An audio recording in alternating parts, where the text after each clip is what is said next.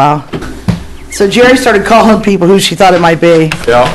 And they were trying to decide who had taken their cattle out, who still had them, blah, blah, blah, blah. And I'm yeah, like, see, I don't think Harper's have any cattle anymore. No, And I think Richard took all his I think Richard's are gone too.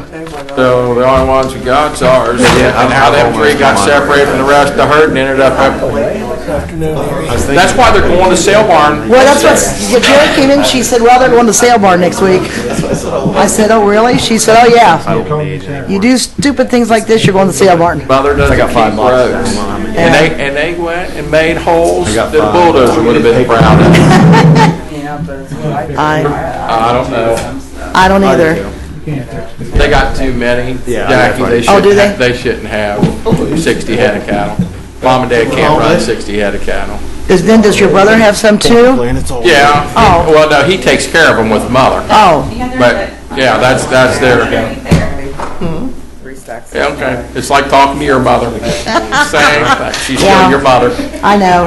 3 stacks over there. Yeah. So. Yeah. Yes, it did. But we have talked her into getting rid of them. Part of them on Wednesday. Well, you know, a few at a time, few here, few there. You'll get it to a manageable amount. Yeah, that's one of the amounts. Give her something so she everything's fine, but not too many that she has to chase. Well, when she got out of the truck, I'm like, oh my God, what's Gloria doing here? But she evidently was with Monty. Yeah, Monty, Scott, and Stephen. Yeah. Yeah, I think. Call this work session to order. Roll call, please.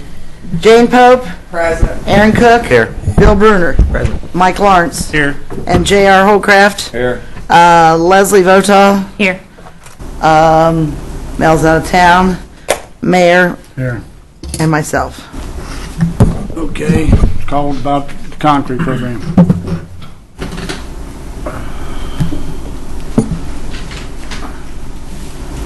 Who wants to start? Oh, I guess I can. Okay. You're on. Well, I guess the first thing, which I brought up at the last meeting, is I know that everything was priced, so much per yard for concrete and if it's steps or what, but I still don't understand how it could possibly be fair that, and I just pulled random ones, that some people's paying back 1.18% of what the city was charged from the contractor. Some's paying back 40%, 13%, 12%. It's all over the board. And to me, that's just not treating everybody alike. Well, I don't know if there's an answer. I think each one is case by case, depending on how much they actually signed up to get. I don't think there was anything set out that says there was a certain percent you're allowed up to. Because I know, there's one up there on Bilby. The bill just from the contractor was $190,500, and they have to pay back $26,000 of $190,000. I mean, Let me feel that one. That one, my call. On that one, most of that was block that was bought by the homeowner because the city does not buy the stack walls that are put in. That we do the design for that, and they buy the block independently. So she paid, I don't know how much she paid, Bunch bought Top Quality. But they bought the block from Top Quality. Those are delivered up there, and then we pay the contractors to install that. Or I don't. You guys pay the contractors to install it. So that's why, because she spent more money, but it didn't come through the city. It went through Top Quality, is that one. But yeah, that was the biggest one we had. But we don't charge the homeowners for tree removal. We don't charge them for the block. We charge them for the install. When they do a segmented wall, their only cost is the cost of the block, and the city picked up all the labor to put it in. So that has a lot of block if you go around and look at the Sykes resident up on 99 Bilby is what that should be, and that's where that comes from, because there's lots of block work up there. Because I'm just trying to figure out how to justify spending the taxpayers' money on private property of $190,000.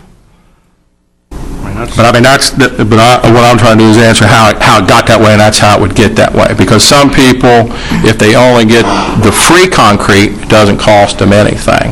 And we did that analysis, and I probably have it with me, on what the percentage is, but it's always a low percentage. But if they get a patio in the back, because they couldn't get a 10 by 20 free concrete on a patio. They could use it on sidewalk and they could use it on driveway, but they couldn't use it on patio.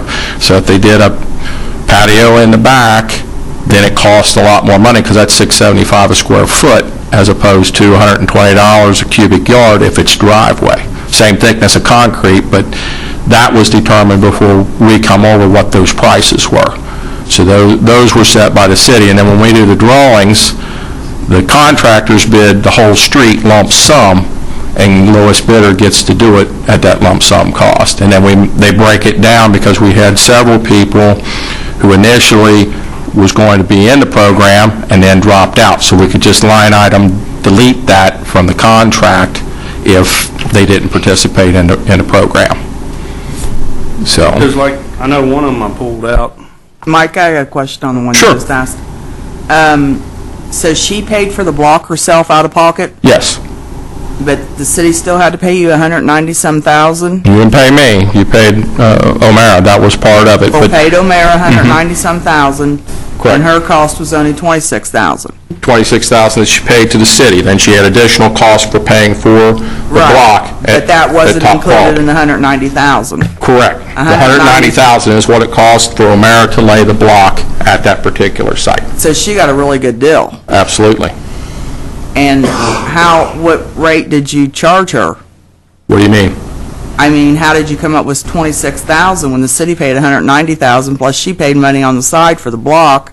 Yes. It didn't have nothing to do with you or the city. Correct. We measure up the patios and the driveways that she had poured, and I give her, it's a cost breakdown based on what the rates are that the city charges the homeowner for the concrete work being done. And that's how I arrive at the price that it is. That's priced on the contract agreement paper, Jane, where it's got the unit cost, so much a square foot, so much a square yard, so much a cubic yard, depending on exactly what item it is. That's exactly what he used per what the resident had him draw up to generate the cost estimate. Yes. I'm sorry, it still doesn't make sense to me. $190,000 and she only paid $26,000. It does not make a bit of sense to me. Even based on the breakdown on, whether it's a patio, a driveway, it's stairs. We have no control what the bid amount is. We had multiple contractors bid on this. That just happened to be the low bid on that particular property. Well, what about, because I know one I pulled out, which I don't think I actually have it here marked. It's on my street. It's on Cokes. And it's just a driveway. There's no house there or anything. There's three of them on coax. It's that way. Actually, I think I pulled two of them out. But there was actually three. Rizzo's was a driveway, and they just got theirs, and then they're different names, but they're both the Banna family. And yes. Because I know one of theirs, I calculated, they got to pay back 40%, and one of them, I believe, was like 32%.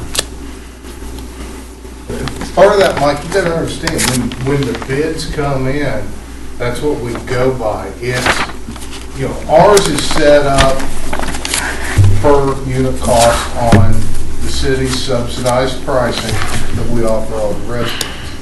That's known, that's something that's going to be the same every time. Contractors bid, we have no idea how they're going to arrive at their number or what their number is going to be, what the low number is going to be, so there's no way when you're trying to figure percentages that it's going to be the same. Well, I mean, I understand what you're saying there, but I'm trying to get down to, I don't see how it's fair or equal for every citizen. Reason being, if one needs a bunch of excavating, fill hauled in, gravel hauled in, where the next one doesn't, I mean, I just don't. It won't be equal. It's not, and all I can say is that's how the program was set up. That's how in the past we were directed to operate the program. That's how we did it. Who made that decision? I don't know. Well, it was past administration. All the way back to Tremaine, right? Yeah, Right. that's where it started. Was there ever an ordinance created? Yeah. I don't believe so.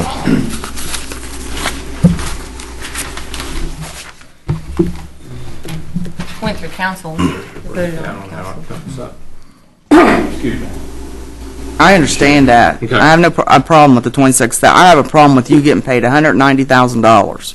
Okay. Well, I didn't get paid $190,000. Your company, I mean, No, he's not His with them there. company. Either. He's a surveyor, Jane. oh, whatever. But it just doesn't make sense. $190,000 worth of work, and she only had to pay $26,000. Plus her block. Yeah, but it has nothing to do with those two figures, No, not what the. because she paid that out of pocket. Correct, she paid that out of pocket. And the statement, the first line of the contract, if I'm correct, Mike, do you have a contract handy? Yes? Can I look at the contract?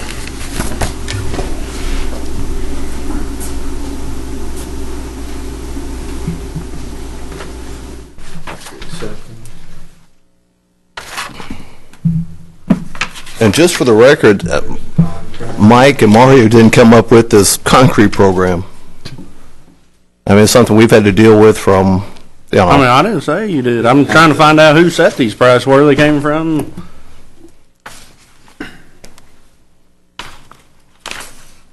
All right, let me see this. That's the random contract, or that's the. How to maintain it. That's your right of entry.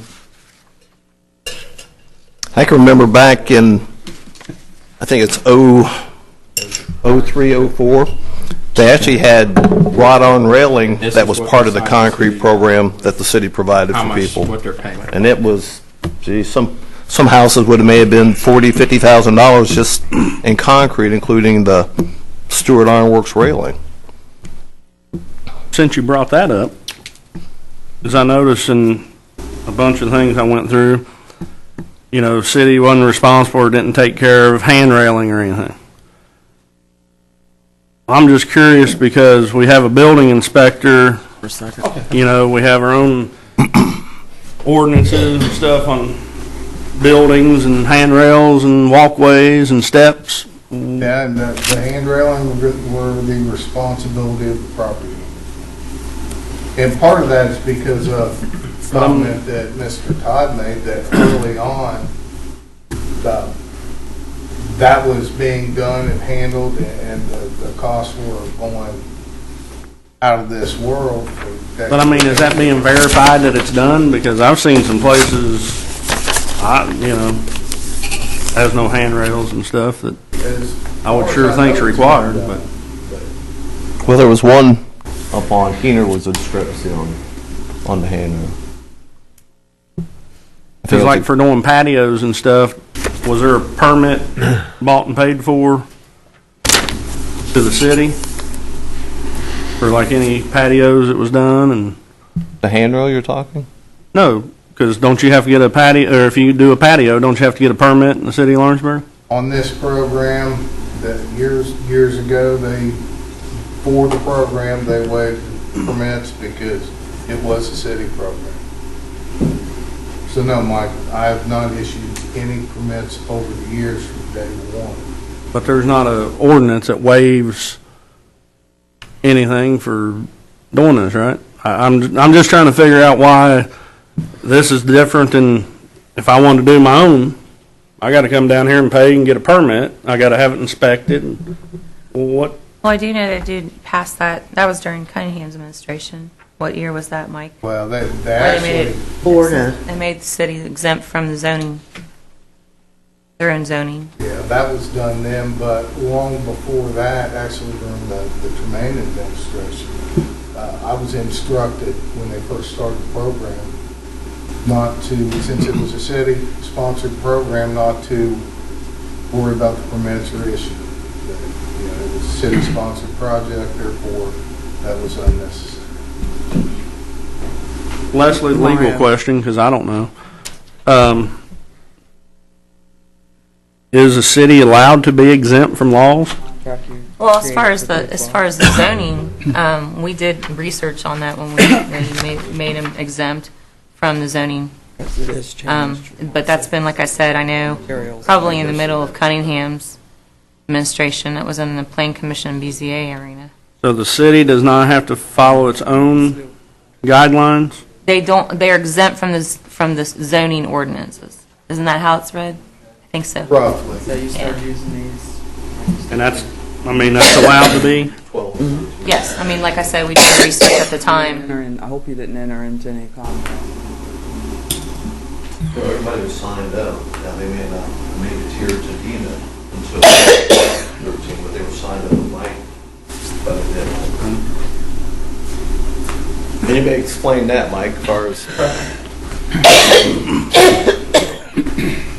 We take care of signing them up, doing the drawings, and getting what they want and how much it's going to cost them.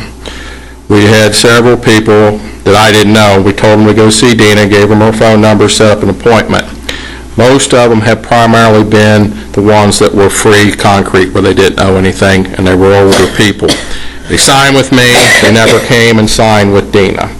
So when I got the list earlier last month, that said there was these people that hadn't signed up, I started trying to contact them to get them. So there are people who signed with me to sign up for the program that never came in and signed up with Dina because for whatever reason they didn't feel like they had to because they didn't owe any money. And I still got 5, I think, that I'm trying to catch up with to get them over here, like the Bowens over on Dowdy Road. And they're elderly people. Their sidewalk was free. They signed the paperwork with myself, but they never ever came over and seen Dina. Mr. Bowen said he'd come down and talk to the front desk out here, but I don't know what happened. So now we're trying to chase down these people, which would be people that would sign in front of Dina in 2013. But they actually signed up for the program last year when we met with everybody. And it was all free? Most of it, there is some that they do owe us money. If they owe you money, if they didn't enter into that contract before 2/12, you shouldn't have performed the work. I did not know that they didn't come down here and sign up with Dina. We had them signed up. We had them all part of everything. They signed a contract with the city as far as the money that they owed. Then your documents should show that then. Yes, they For do. 2/12. And I brought everyone I've got. Now, are you calling the right of entry the contract? The right entry and the amount that they owe. Okay, well, I'm looking at one here, for instance, which is Mr. Bryant. Donnie Bryant, okay. I mean, he's getting up there in age, but he's not elderly yet. I wouldn't call him elderly yet. Look here. 48 months on this, but no date at all. So what's to say when this starts? That's true. But this is when, come back over to here, because they should have filled that out when he come and signed this in front of Dina. But And there's a lot of these, just like it. Right, and that's what I'm saying. I didn't have any control of it. This is what we signed with them, and we dated it when we did this. Then they were instructed to bring this whole packet, and I gave them 2, to bring this to Dina so that she could enter them into the city program and take care of it. So what you're saying, you done your job. Yes, essentially. And I'm not trying to shove it off on anybody else, but they had to come here and sign this in front of me. Because I will tell you, every one, these are filled out, Right. and there's a ton of them that these aren't. And that's a problem. And this is the contract. Right. We had them signed up, and then anybody that didn't sign, they told me what they wanted. We had several people that were going to be in a program, but they never signed the paperwork that I was doing, so we line item deleted them from the program because they never signed anything up. But I didn't know about the ones that didn't sign a date with Dina, because that was a separate deal. And there's just, I mean, when I did the concrete program over at my office, when they come, and whenever they started this, Bob Rizzo showed up one day and said, we only want gravel driveways in Lawrenceburg. Can we concrete your driveway? And I said, yeah, how much is it going to cost me? No drawing, no nothing. Bob walked out, looked at it, and said, $185. A yard? No, for the whole thing. I said, okay. And when they got done, they sent me a bill for $185, and we paid it. But there was no drawing, no contract, no nothing. And before we took over with this, there wasn't a project acceptance and release. There wasn't the contract. Whichever contractor was doing the work was going and meeting with the people, filling out what they want, and sending a time and material list to the city for payment. And then we made these lump sum contracts for that reason. Was anybody ever forced to get the concrete, like you said about they don't want any more gravel in Lawrenceburg? No. 'Cause I had a person come and tell me that said they were required to get a concrete driveway. Yep. Not under us. I mean, we did three things. We sent you a letter that was first-class mail, so they did not have to go and retrieve a certified mail. If we couldn't get a response from that letter, then we tried to call you. And if we couldn't call you, so that I had documentation that I contacted you, I sent a certified letter out. And if you didn't want to be a part of the program, because on Dowdy Road, where the veterinarian clinic was, he flew in from California to meet with me, then declined any concrete, even the free 10 by 20. He didn't get anything. Mike turned down when Terry called him. She asked him if he wanted the concrete, and he said no. So it was just offered, and if you didn't want it, that was fine. I think you were asking, Aaron, or somebody said they had to get concrete? Yeah, they were basically said they were required to get concrete pad or driveway. I don't know how big it was. The only way they were told that is if they came in and they were trying to get a zoning permit to do something. Because the zoning code calls for hard surface pavement. Yeah, this is a downtown flat street. I mean, it's house. Well, if they come in to do something, put an addition on or build a garage or something, when I look at that, okay, how are you going to access it? Well, I got a gravel driveway in my backyard. No, you're going to have to concrete or blacktop before I can issue the zoning certificate. Now, that could be it totally separate from the concrete program. Okay. But I've had to tell people that over the years, different times, that, yeah, if you do this, you got to bring your site into compliance. So you need, as long as you leave it the same, you can leave it gravel forever. But if you come in and try to get a zoning permit, then at that time you have to bring your property into compliance and hard surface your driveway. Well, can I ask a question on that? I have a business owner tells me that he wants to pave or concrete his lot with his own money, not the city's money, and he's not allowed. Mike, you got me on that one. Is that true? Not that I'm aware of. So any business in the city of Lawrenceburg, if they got a gravel parking lot, they're allowed to pave it or concrete it? Yeah, they need to come in and see me, but yeah, by all means. But who is this? This would be Concepts. So he can pave it or concrete it.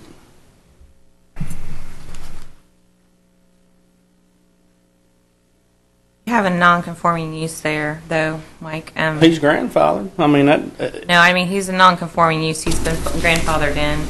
So if he does any modification to his property, he could get kicked out because he's next to the schools and everything. That's not what I just heard here. Now it's something different. No, I'm just talking about there's different. Well, this doesn't make sense. I mean, it's a legal business. If it wasn't a legal business, it wouldn't be in business.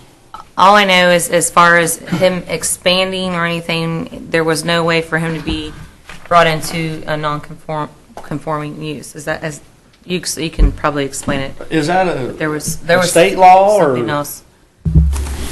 Because I mean, I'm hearing something that I don't like here, but Well, Mike, you've heard this same story and you haven't liked it for about 3 or 4 years. But no, what it is, he wanted to come in, do an addition, make some changes. Okay, I'm not asking about addition. If he don't want to do addition, I'm talking about his parking lot.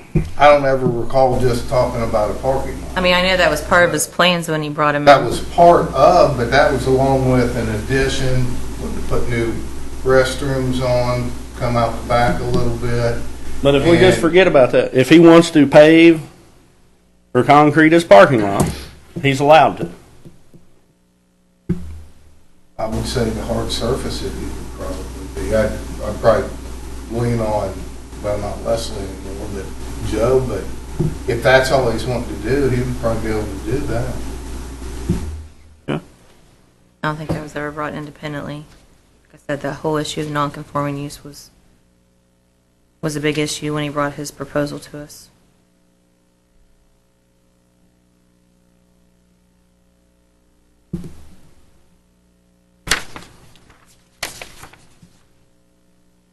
Mike, Yes, sir. on this paperwork here, I know you done these pages here we looked at. What about, now who does? That Okay. gets filled out after they complete the concrete, so Mara would do that one. Well, the mayor didn't do their job. Well, they haven't been given those till they got signed off on, so we just have to close them out when they're finishing up through there. So they have a warranty on it, yes. So they wouldn't, They need, yeah. so they haven't done their warranty yet? Mara will warrant it for 1 year.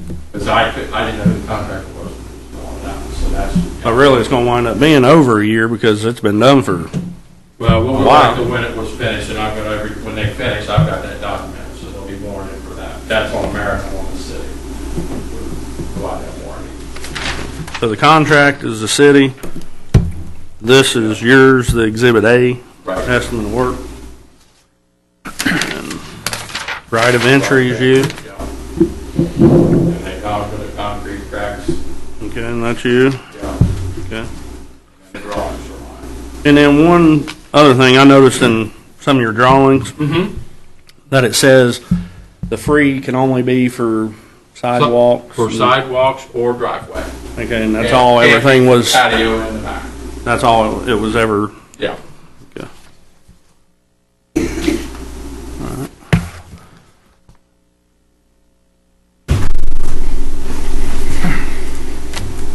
I'll move on to another, unless somebody gets. Okay. I was curious, and what brought this to my attention was over the service truck, the bid on the service truck. You said you don't like to steer away from bids, you know, when it's put out for bid, that's what it is. Meyerfield, it was put out for bid, but then there was a change. There was an email, I think Mike Hall. For the depressed curbs? No, to take off a driveway. On Meyerfield? Yep. Now, there was only one driveway that At the didn't. church portion? The church parcel was the only one that did not participate in the program, yeah. Hamline Chapel owns a house near the end of the ball, and they didn't participate in the program.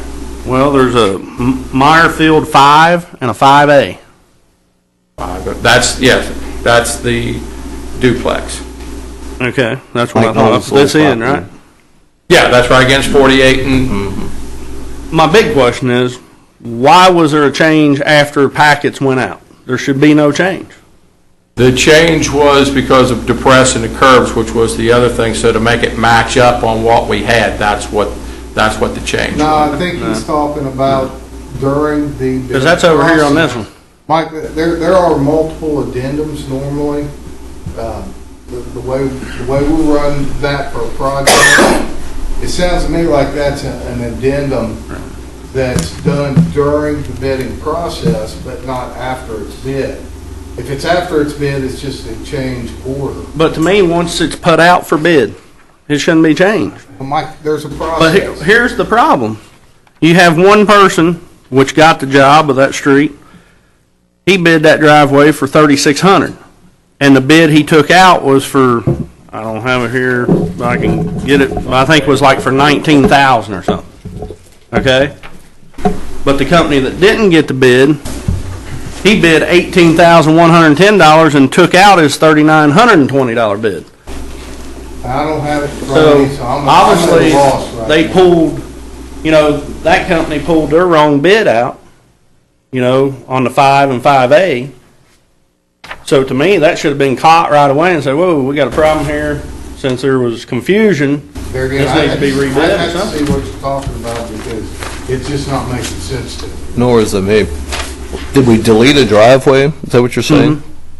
Yeah, and then one company bid, I guess, the right driveway. The other company took out the wrong I 5. think what they did is that duplex, they had drives at both ends. I think before the work That was should done, be 2A and 2B. they may have decided not to get the work done on the one unit.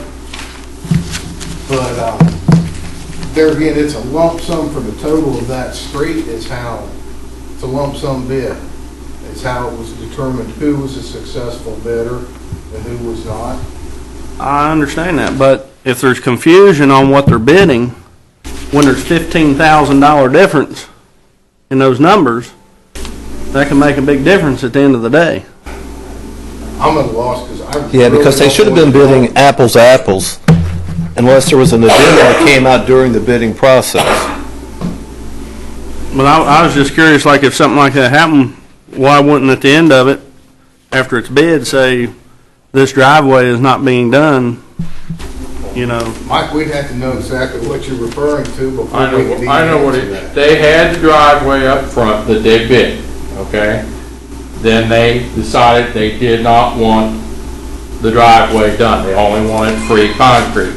So the complete sidewalk, driveway, and patio was eliminated from it, and they only took the free concrete in the form of sidewalk, is what it was.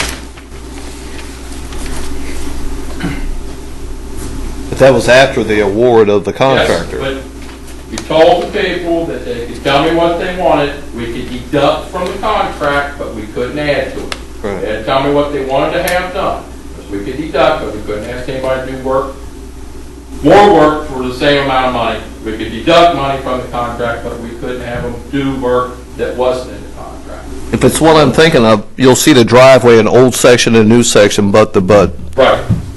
So we took it out, took the patio out in the back, and that was deducted out of it. but my confusion, or what I think, is one company got confused because they pulled out the $3,920 bid that they had in They shouldn't and have left put the any. $18,100 bid. I think they pulled out the wrong number. You see what I'm saying? The wrong driveway. It wouldn't have been 5, it would have had to been 2. That's the one that. I'm just going off these. Okay. It should have been 2A And then and 2B. somewhere there's an email copy. Let's see here.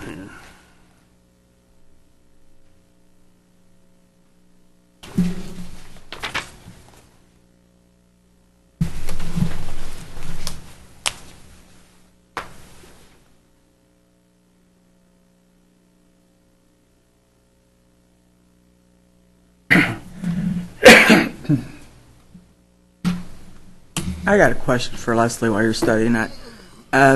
These names that you got highlighted, does that mean they're paid in full, or? No, I'm not sure what those mean. I don't know what her highlights. What sheet's it on, Jane? On these that The ones we Dina passed out to them. passed out to us? No, those are the credit sheets. But she's got some names highlighted and some names. Yeah, the ones highlighted are the credits. They're the ones that stapled to the back of that.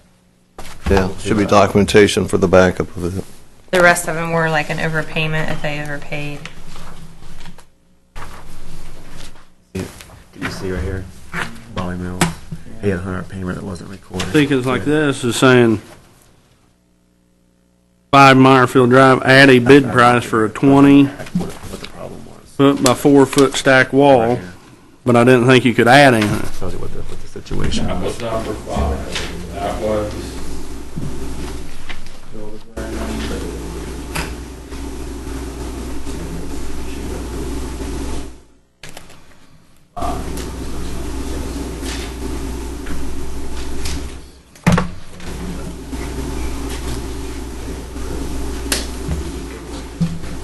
It explains all that back here. There should be some comments. Yeah, most of them do.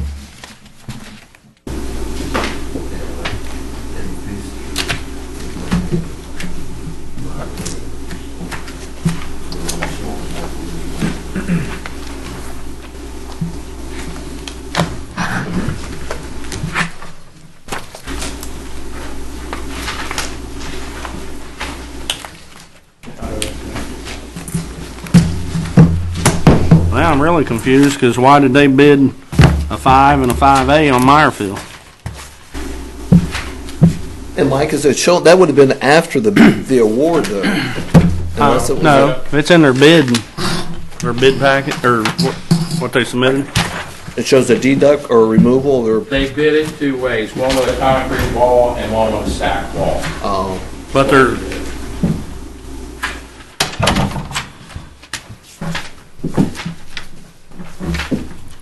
And Mario, you gave out credits?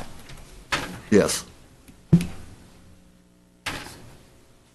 You brought some people down to 0? Correct. Was it because their work was done incorrectly?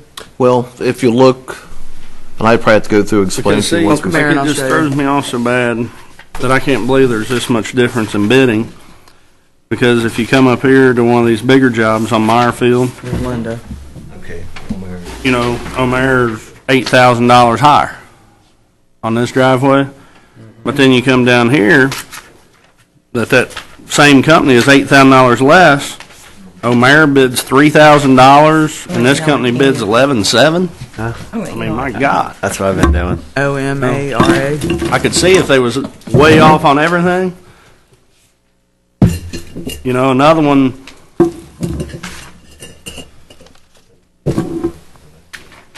you know, it was 18,000 by this guy and 3,600 for this one. 8,900 and 1,800. I mean, those are just, They should be bid and added up to total whatever the price.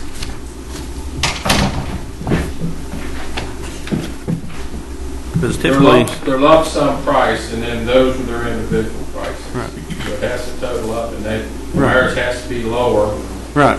than But- what the total is. Just typically your bidding, you know, usually if it's close on one or two, they're close all the way down the border.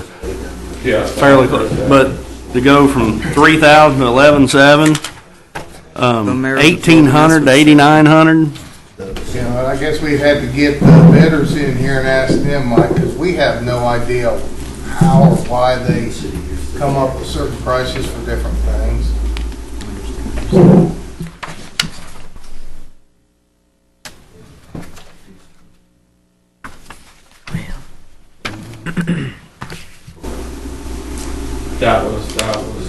That was what. How did Kelly get that much of a They had credit? two different walls, they had to make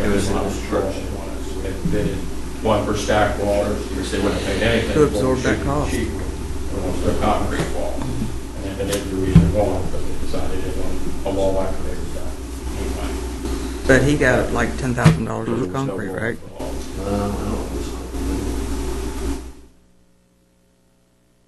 I don't know that. you know, it just blows me away, these couple big jobs, the bigger ones on the street. This company is less money, but then you take all these little ones, you know, they're 4 and 5 times Cost. higher. That's just kind of They have to add up to be the lowest bid. no, I understand that, but But why they pick and choose which ones they have for higher price, that I can't tell you.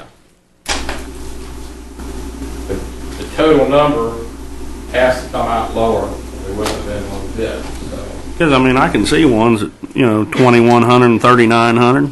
Sure, I see that, but 3,000, 11,700, and Jerry Sharp. 2,700 to 7,575, and 1,800 to 8,935. You don't know who absorbed the cost, if there was a cost? 1,000 on this one, 42 on this one, 11 here, and 12, so that's fairly close. That one is different by 8,000. Yeah, and this company is cheaper by the 8,000, but then they're 5 times higher on these little ones. because when we That I got, can't we got answer. all That's these just files, odd. we got Yeah. everything from Dean. That one I can't, that one We I sat can't. down and looked through all the ones, if there was no contract, then you only have 6 years. If there was a contract, it's 10 years. So that's what we did first, to see whether or not the statute of limitations was up. Those were a lot of them. Then there were quite a few that were deceased. Bankruptcy, other reasons why they were unelectable.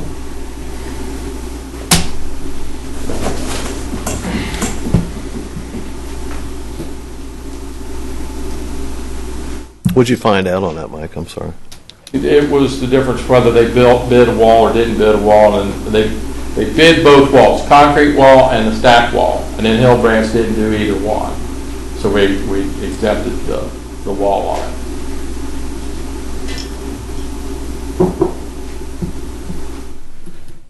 Was that pre or post bid on the deduct? Oh, crap. The deduct would have been after. The contract was informed, that's what I told them. We would line item delete whatever they bid on Right, but certain no- things, and no that's what would addition. come off the project.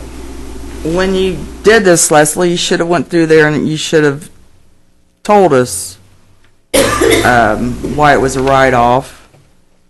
Well, on this one you did deceased. They're all on Statute of limitations, you did. Yeah, they're all on here. And I don't know where it came as far as council. I know there was a letter that I had presented it at January 22nd meeting. We found that, and that was when we filed suit, like our first round of suits that we filed. But like I said, when we got all these accounts, that are basically accounts, we looked through them to see, first off, to see if there's a contract. There's no contract, it's, like I said, the 6 years. If there is a contract, it's 10 years. But the majority of them were either uncollectible because, like I said, there were a lot of beyond the statute of limitations or no contract. Bankruptcy.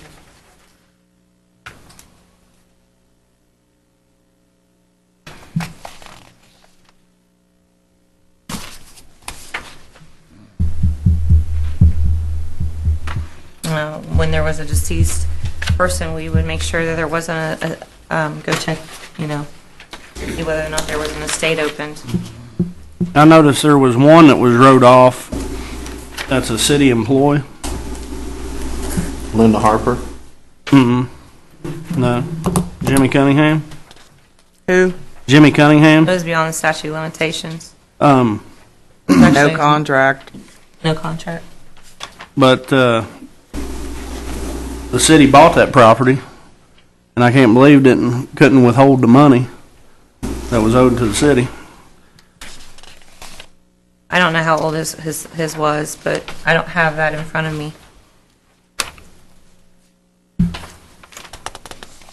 Now, was that Jimmy or, His mom. yeah, It says Jim Cunningham is what it says. His mom may have done the concrete, yeah, but they bought the property because she was already deceased. right. No, I was asking who signed for the concrete. Oh, I don't know. Which you said Linda Harper, which I don't see that on here, but We got it in That's this on the paperwork. credit sheet, okay, that must be in 2012 probably. probably. I'm looking at 2013. But since you brought that one up, I know there was issues with it because I went up there and looked at it. So what happened with that? O'Mara's going to cut a check for that property. So they are going to cut a check. You know when they're going to cut a check? Now, what we were discussing was to wait till this program was over, so if we accrue anything else, we Because can sit down and, I have a lot of questions through different ones in here that people said had damages or different things. It was like here was one on 2/8 of 2010. Sheila brought death certificate. She would like Mario to call her about damages that were done. Then 3/30/2010 filed a J at O'Mara. I missed the first part. Who was it? Ake, AKE. I think he's the only one that signed on it. He was deceased. So that's why she brought the death certificate, I would assume. Yeah, but I'm saying because she says she'd like Mario to call her about damages that were done. What's the address? And then 229 Mary. the next He's month, deceased now, too. the next month, it says filed a J at O'Mare. So I'm sure that means there was an issue. If it's the one I'm thinking of, it was first a warranty, it was out of warranty. Is that the, and Jane, you may know the individuals, is that where the guy who used to have the zoo lives on Mary Street? He had that big lot beside his house. Be the second house, I think it's probably the first house on the right if you're coming off of Center Street. O'Mara did some warranty work over there. In which one it was, where they had the wrought iron fencing and... Judy Chucks? No, No, on it Mary was Street. Sheila, what was Sheila's last name on that contract?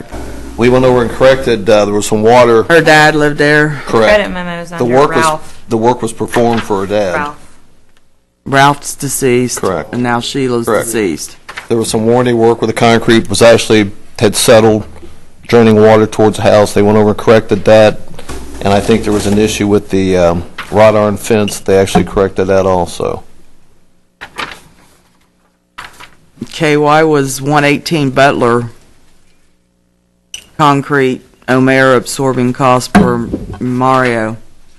What's that? What's the name? 118. Yep. What's the name? That's where they had the concrete flat and was puddling, and O'Mara's absorbing that.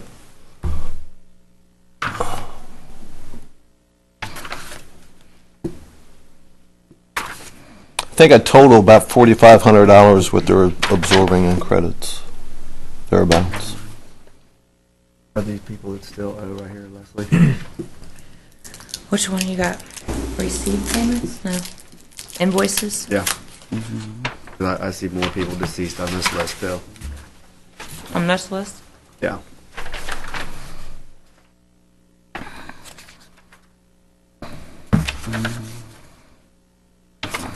So that's another one that O'Mare's going to be cutting a check to the city? On Butler? Yeah. Correct. Actually, I think that total, I don't know what it is. Yeah, about $4,200 to this point. For the properties that they're cutting. Credits, yeah. Let me know, and I can let Dina know. This is a nightmare. Is it? We're not proponents of it. I'd hate to be the Believe it or accountant not. that have to Husky? handle all this. Leroy.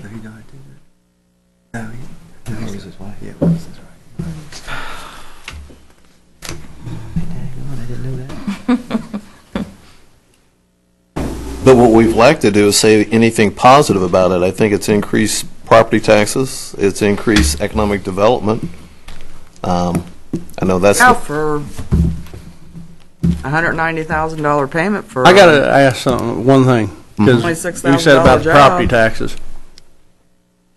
There's one going up Old 48 or Bilby. Mhm.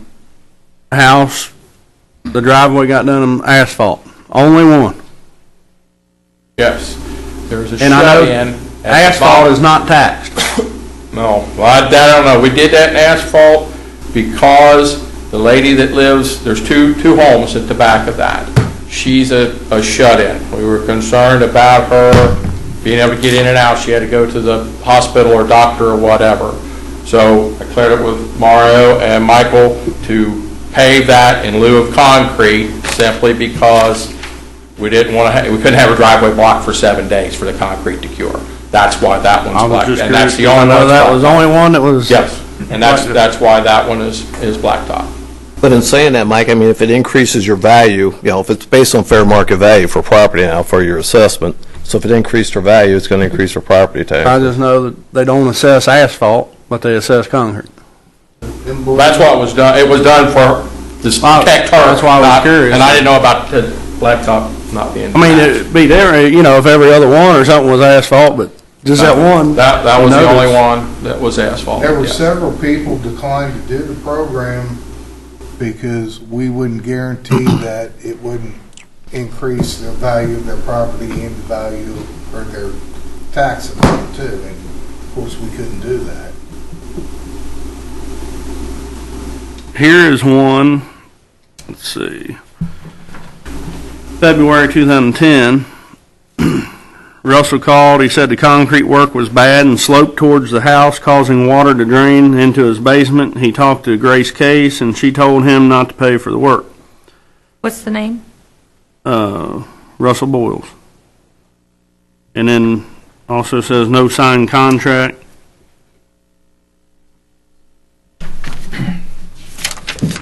$2010, Mike?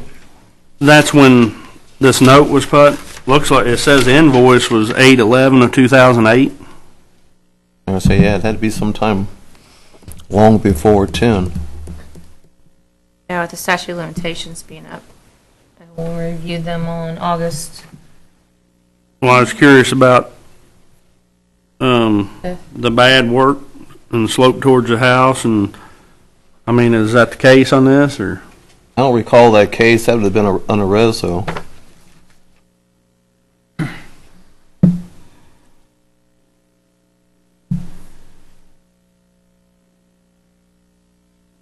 And then I think it was said that where it says right off per city council is the attorney. Is that, Which one is that? on this Boyles? Russell. It's in the second clip. Did you find Yeah, it? it should, and I don't know, I did talk to Dina about that, but on all the credit memos, she did put per us. Either Allison or I listed, and I'm listed on most of them, I but don't remember Russell's here. Allison Schwartz also helped me on this, so. That if they were deceased, we look for an estate.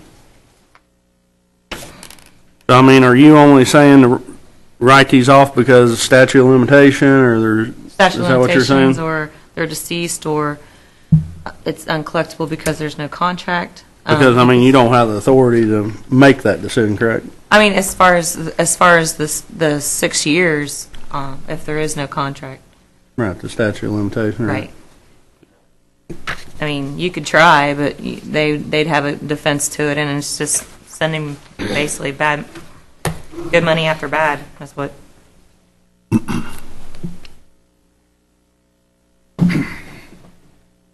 They have been waiving our filing fees, though. They do charge the person, but when we first sued, there was a huge filing fee cost. Then after that, they figured out since we're a municipality, we don't have to pay the filing fee, but the defendant still charges the filing fee. So, I just think it's who you are and who you know. What it looks like to me on a lot of these write-offs. Besides the deceased people and the statute of limitations. Why would you say that? That's just the way I see it. I went through there and seen a lot of names. But I mean, if O'Mara's picking up, the only ones I see credit to the city would be Feaster as one for the stormwater right-of-way. Whatever happened with the guy at the end of, was that Sunny Slope? Or Sunny? Edgewood. No. It's either, Top the hill? Yeah. Ain't that Sunny or Sunny Slope? One of the two. On the left going up or the right? Remember, and put the drain for all the stormwater sewer? All the ones we wouldn't check the yard out for as the, Mr. Shooty. No. No? no, it's All always the way down the end. It's all the way to, That was Meyer. all the way to the back. I think it's the old Nelson property. It looks as if they backfilled that property with organic tree limbs and stumps, and it's settled out. But as far as erosion, I think that's what he was claiming. If you look at that, we've got photos, if you look at the dissipator, there's no erosion around it or from it. Now, on that, where they put that drain and stuff, I mean, is there an easement there, or what? Because he said that he wasn't asked about that, or? I believe there is easement. We can check, but I believe there is an easement. I think it was there I haven't prior. heard from him in a while, but I know that Prior that's what he was to, saying. Well, that was, what it was just extended. That was a natural water course back in the, I don't know if that was the 60s. They developed that property. Whatever the originally. development That was. went through there, and that just falls under the natural water course. It's where it went before, it's where it goes now. Just because we extend 3 sections of pipe, longer, that is still a natural water course where the water has to go. I was just curious, because I know Mr. Whiteford said that there's drains that's dumped on his property that is not supposed to be there, wasn't asked to be And there. I went back and did some more research. Actually, last year, we had a meeting with Mr. Wyford in here, and I think we passed out papers stating that once a survey was completed by Mr. Wyford to designate where his boundaries were, and to see if the piping was on his, O'Mara, per that commitment, that paper would remove it. I think everybody received that, and we brought it up in that meeting. And I don't think he's fulfilled his commitment on getting a survey. And then if he gets a survey, I assume if it is on his property, they'll reimburse him for his survey. I'd have to read the papers. It may. Well, Yeah. well, how could you ask a man to get a survey, and if it's on his property, then not? Well, I think that he bears the proof, not the. But what I'm saying, if he proves that, you wouldn't, That would the be mayor or between- somebody, ever who done it wouldn't have to. That would be between him and his neighbor. His neighbor's the one that instructed the contractor where they wanted it run to. And to be quite honest, Mr. Whiteford, numerous times, he brought that to our attention, but he said, that's no problem. He said, we're all friends up here anyway. Every time we'd go up there, the story would change. He'd change his mind. And the last account was, and Mr. Bruner, I got it from him, it was that $2,000 would make all this go away, according to Mr. Wyford. Is that correct? Yes. But he owes, right now, he owes money still for the concrete. Right? Correct. Which I think in here, wasn't there a court date? Yeah, it's set for January 29th. Oh, I was thinking that was No, we October continued or it something. because he wants to have a full-blown trial, so we're going to have a full-blown trial. Okay. So, and you guys will be my be my witnesses. So I'm And then- giving you notice now, but I'll make sure. Because he actually had, he My had birthday? some, Oh, what's on your birthday? 29th's my birthday. happy birthday when you Happy come birthday. to town. He had some complaints on work, craftsmanship. We went up and addressed Mike Clark, myself. When was O'Mara. this? This was some time ago. We got it This was dated. November 7th. He's still going. No, I mean, and they corrected This was after he was at that meeting here? before. Oh.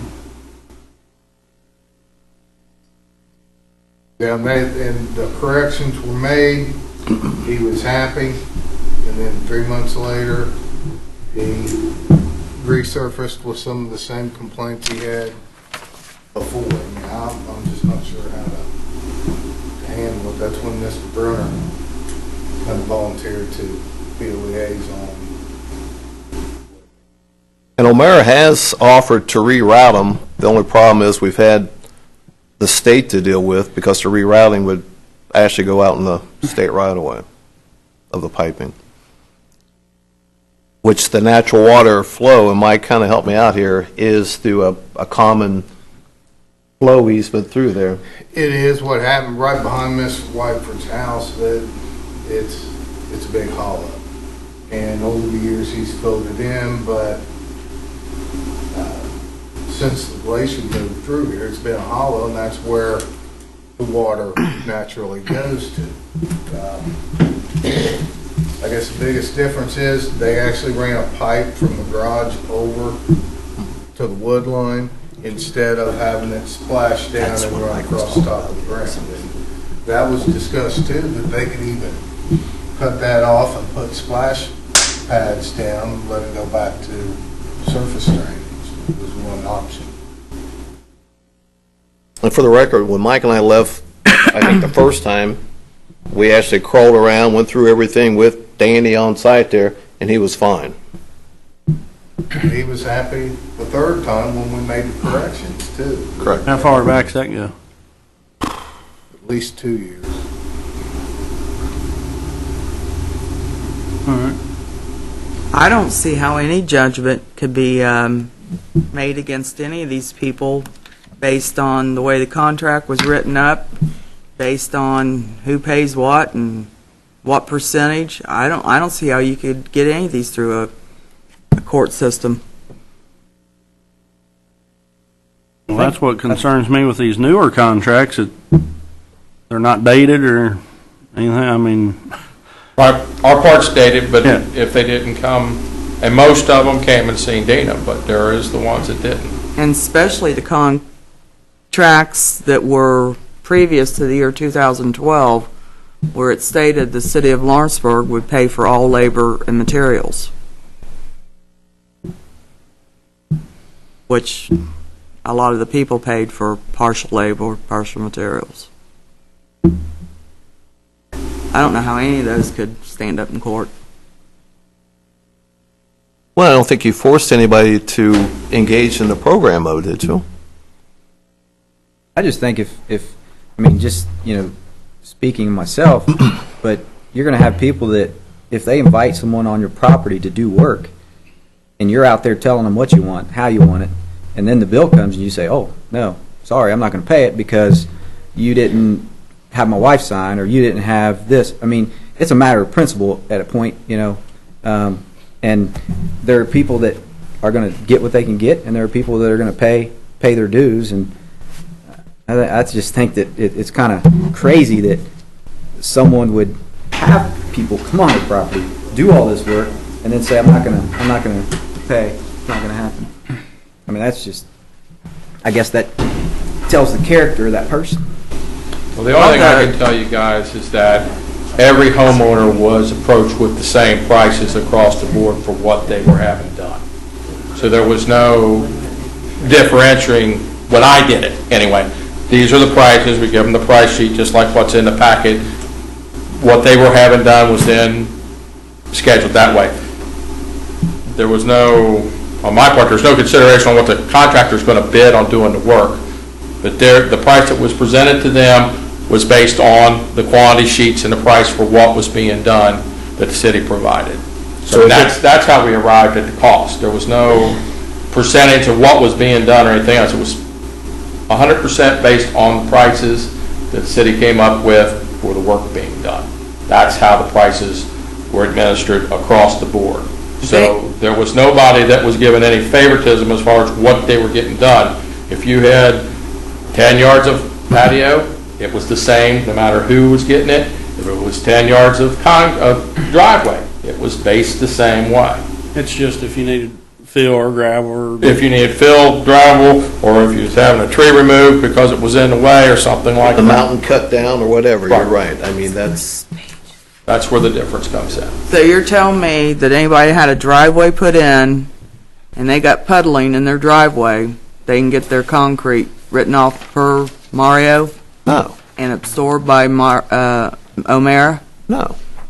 How did you get that, what I said? Because that's how Butler got written I'll off, tell you what, because it Jane. was puddling. I'm not attacking, I'm I'm not just going saying, there. If you want to go case by case, you need to go to each home and ask them what the problem is. Don't Right. assume just because someone Well, says, that's hey, I what got Mario puddling. said, it was puddling, and it got wrote off. But- And I'm saying if everybody's driveway's got puddling in it, No. are they going to get written off? Well, let me finish a little more with that, though. The situation was where the puddling occurred, they could not get it, per the street grades, they could not get it all the way out to the curb section to drain this driveway.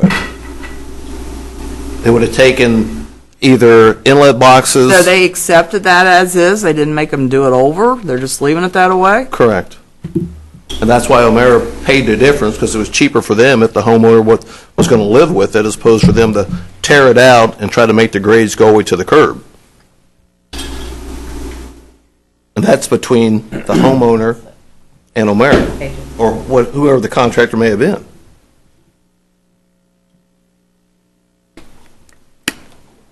But A got their work for free or written off, but B, if they got puddling, they might not necessarily get it written off. If they had, It depends on what it is, Jane. I mean, there were a lot of them where they came back in under warranty work, removed the concrete, poured it back if there was a grade bust. That particular case was, they were concerned it was so flat that even if they dug it out, tore it out, and put it back that it was flat enough. The potential was there for it to do the same thing over again, maybe 2 or 3 feet one direction or the other. So they made an offer to the property owner, and that's how that particular case was resolved.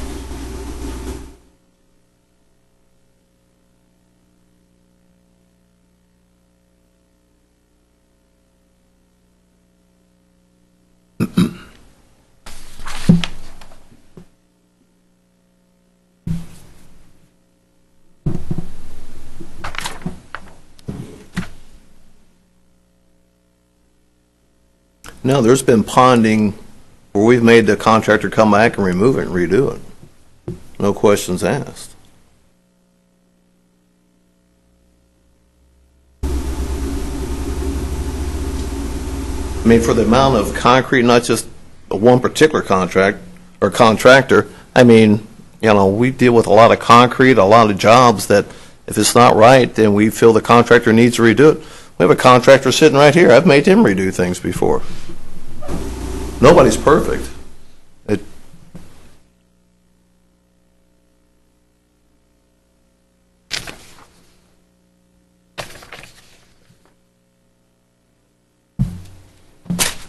Why was the range of payback 1.8% up to 40%? How do you justify that? I didn't set that out, Jane. I don't. Did? No, I did not. I mean, I said who? Oh, it's just the way it breaks out in the for what they had done and what the bid amount was. I mean, I don't know. There was never a cap or ceiling set out. In the contract there was. It states how much you pay for a step. It states how much you pay for a patio. It states how much you pay for a driveway. Your free slab. So why wasn't everything equal? And some people pay back. Because every property, every lot, every driveway, every sidewalk are not equal. They're not the same. You know, your house, your grade in your yard may be different than what the grade in Aaron or Bill's yard is. And therefore, that's where what the contractor bids, that we have no control over. That's what I was just saying. If you got to move a mountain, they had to move a mountain to put that slab in. Or if the pipe doubled from here to, you know, the street hooking it up versus, you know, 40 foot at your house versus 100 foot at the neighbor's house. I don't. Again, we didn't set this up, you know, and we weren't big proponents of it. And it seems like we've had a target on our backs from day one. You know, we didn't do this. Well, I mean, when you was on council, you voted to do it, I'm sure. Well, yeah, to continue it on, correct. But again, it was for, you know, we inherit this from days gone by. I think we kept cleaning it up and refining it as it goes. But then again, you get accused of not being fair when you refine something. Well, I mean, I don't believe it's fair, but I'm allowed to have my belief, and you can have yours. I'll agree with you, Mike. It's not fair. Like I said early on, people were getting. Oh, I've read in here ones that all kinds of people said that they was told they didn't have to pay anything. I mean, and those are things we had a lot of people tell me. And we've dealt with that from, you know, not just Tremaine's administration. Prior to that, there was a start of it. Because I know, you know, everything I've reviewed, it started out as to get people from parking on the street. Off-street parking. Right, and it grew into a big problem, is what it seems to And me. knock on wood, this problem, we probably got another, I'm going to say 6 or 7 months, and hopefully this issue is over with. There are no new contracts in 213, right? There is no new contracts, but But there's still work that's got to be completed in 214? Sure. I made the motion that all work had to be completed in 213. No, the motion, that wasn't a motion. Mike, tell her what the motion was.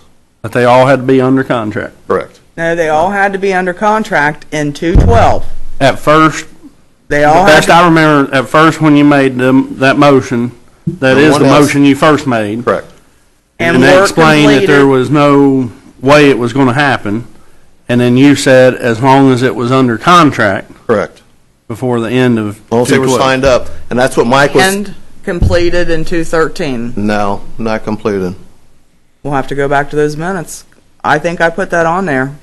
I don't think we're actually done other than some more. There may be, issues. yeah, there may be I think some unfinished touch-up and things of that nature.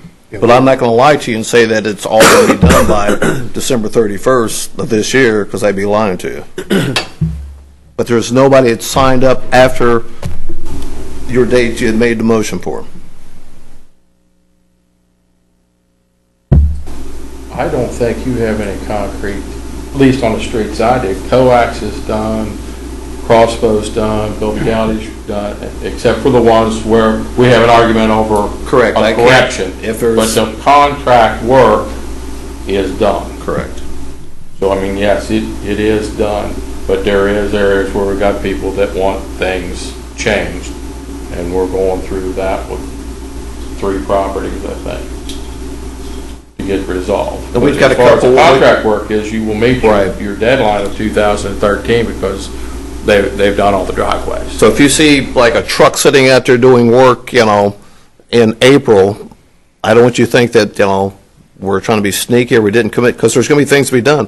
Matter of fact, I've got one up by Mike's house, what we call on a watch.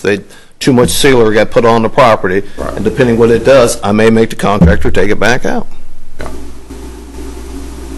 What year was, or do you remember what year Bodie was done?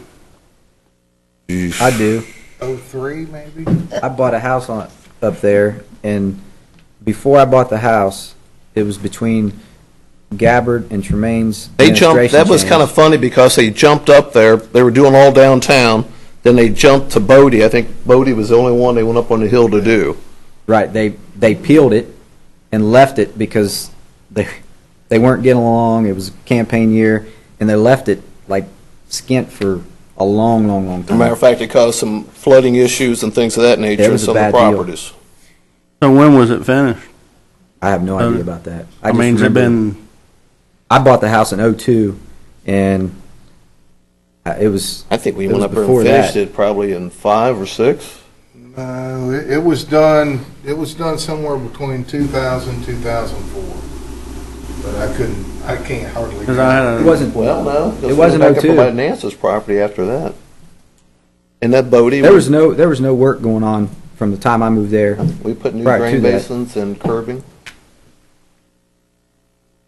And that were Barry list? That was Yeah, a at the end, Mario. stormwater correction, though. That wasn't the concrete program. Wasn't that was a separate Stormwater only. issue. In fact, I think I had Mike involved in that one. Not on boating. Not on Bodie? because I know there was a lady complaining to me the other day about her driveway on there, and I guess she It said was long she's, before, it was And there pre-me. again, I can tell you this, it is long Yeah. out of warranty for any. It was well, before- she was saying because she'd complain about it, then somebody did come up there and look at it, and then the contractor come up, and I guess where it tapers out to like a tip, it broke off, so they come up there and cut it, and then went over to the other side and cut it, and she said it looks terrible. Baker did that street. Yeah, it was Baker. And then she said on part of the driveway that they dug up the old driveway. Well, they dug so deep that there was like several feet down, there was an old foundation, and they dug it all out and then filled in and done a driveway, and she said it sank, and one driveway is way higher than Yeah, the that was pre-me. I mean, that was Baker. And I didn't know when And that was again, done. I don't know why, but they actually left from downtown to go up on the hill just to do that street. Baker's under Gabbard, wasn't he? Yeah. It was in the very beginning. I wasn't around. I know, I don't, in my house, I never got the concrete program. It was before my time. But I never, not once did I see concrete being done up there since mid-02. I think Mike's right. I think we had some drainage. We put in some drainage pipe on the far south The new end. street and curbing created. So you're saying Bodie was completed by the time you bought your home? Yeah, it was, as far as, my concrete, the when I bought my house, it didn't look new, by all means. It looked And that was, pretty old. But that I was don't know if they Rezo, got I any- think, at that time doing the project management on that. So you don't think the previous owners replaced it, was the original driveway? I mean, yeah, I mean, I kind of wish I'd have gotten a concrete program. I had concrete cracking everywhere up there in the back, but, and that chirting, you come up my driveway, you should check my driveway out. I've got all kinds of chirting up there. I tell you, I got all kinds of it on my old driveway, but it's because I threw salt on it. Well, see, and that's what happens with a lot of the vehicles that drag up salt on it. It softens the top of it, as you well know. Then the chirp actually gets moisture and swells up. But even if you don't throw salt on it, from the salt on the road But dripping off your car, you'll drive it in, yeah. that's the only thing I hate about concrete. Yeah, gotta take the bad with the good. There's another one here. Received letter from Doretta, I guess. See file for letter. And then the next month, filed a J at O'Mare. And this was in 2010. What property is it, Mike? Sunny Drive? Doretta Faulkner. Yep. When Sunny? Mm-hmm. Yeah. Sunny Drive. And then the letter to Jay was in 2010. Then 2012 says ask attorney. August the 13, write-off per city council. So we wrote off 374887. That's what it shows. I'm curious what that letter says. See file for letter. Because was this a mayor issue, which I don't see why if somebody didn't think there was an issue that filed a J at O'Mare would have been on there. You'd have to get the letter for me to go back on that one. Dina should have, if there's a letter, she Write it would down have as it. statute of limitations, but And that's Keith you're talking. Have you kept a running total of the write-offs? that one worksheet does have that, what Dina gave you. As far as per year. There was 6,712, and then the 55 and 2,000. 55,000.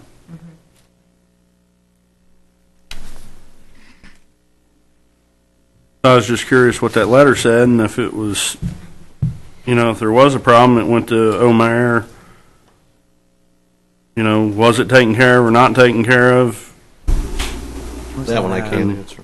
Because, back in 2010, this could have been taken care of, but nobody followed through until... That was a Rezo design and managed project, and the letter may have even went to him. I'm not sure on that. Let's see, where were those totals at again? The ones that have, it says credit memos. There's 13, the one that has... Those are the ones I was showing you, Jane. Well, that- Leslie, who typed these sheets that says like received letter and then filed a J? Dina's. She's the one that actually would try to collect on it first and send out letters herself. I'm sure you saw some of those letters. Mm-hmm. Don't see no 13. I see a 55,000, but I don't think they're all write-offs. It's There credit should- memos on... Yeah, those are all 2013 attached. was 55,522.07 as of October 17th. Mhm.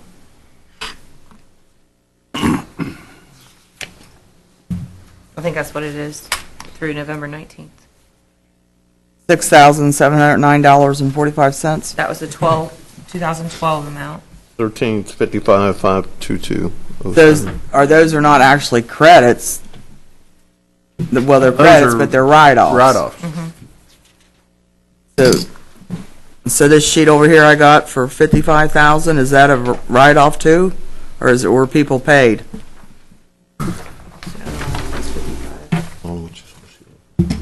It says credit memos January 1 through November 19, 2013. Yeah, because the other ones you got are their invoices and their payments. So the only other two packets you have are all the credit memos for 12 and then 13. So 6,000 plus 55,000 was the write-offs?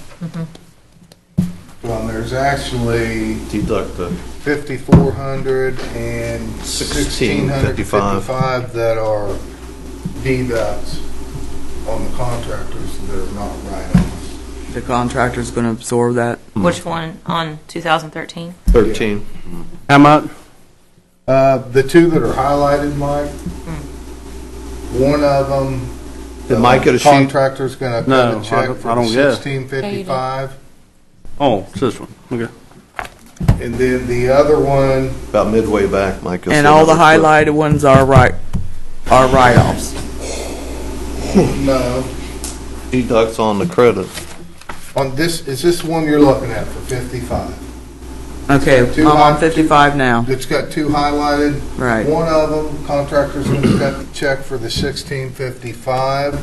The other one highlighted for 5,400.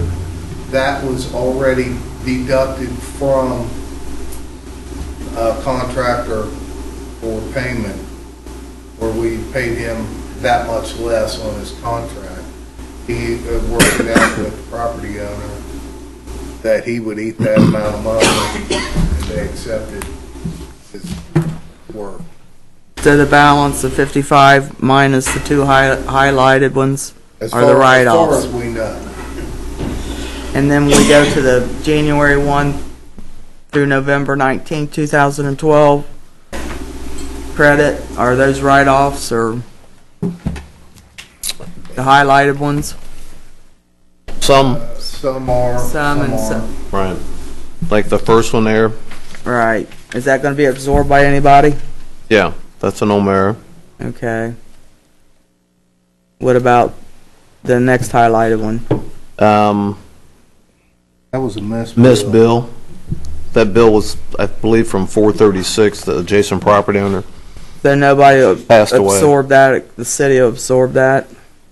Well, it's not a bill. It doesn't exist. It's not owed. Yeah. Some of these items on here Oh my were goodness. billed in correctly. It's a paper trail, but it's not hard cash. It could have been, Jane, you could have been sent a bill for 1,000 more than you owed. You contacted Dina. She checked the paperwork, corrected it, and this is how she does her bookkeeping to show that it's different than what was originally billed to those people. So the next one, Harper, 2213, Was that absorbed? that would have been an O'Mara. And Mayor absorbed all that? Correct. Ludlow Hill Baptist Church, the $440 was a trade for using it for a lay-down yard for both utilities and the contractor. All right. So that was the city because the city used it. Correct. Milan's did not exist because it was an overbill. I'm figuring the... Overbill? Correct. What was? Milan's, $1,070. Then what about 305? That was in lieu, that Right was away. in trade for a recorded dedicated utility easement. Did the city use that? Yeah. We have a storm sewer running through there. Yeah. And then about 310. No 310. contract signed. That was under Rezo, and I believe there was no contract. 2006, so. For 383. Well, I don't know if it went back before that. There was a note from residents saying he was told by contractor that concrete was free.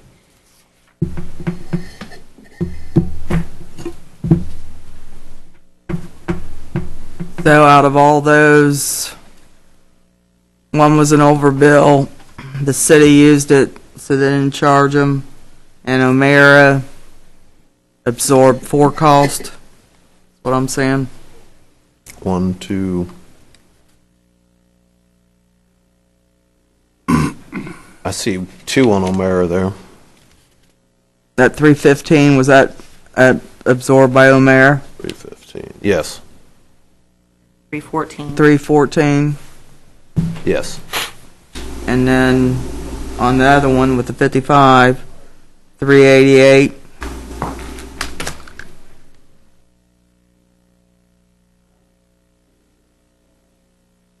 Yes. And 343.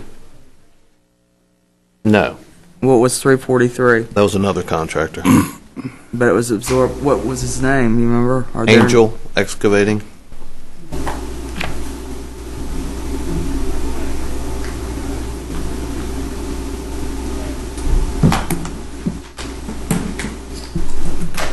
And all these are still being taken care of through the mayor's office, through Dina? Payments? Yeah, if there's not a suit filed, if we have a suit and agreed judgment, which there's about, we have either people have paid or received a judgment on 20 cases now, 21, I think. So if they already had the judgment, then they pay that through the clerk. I did make payment arrangements with quite a few residents.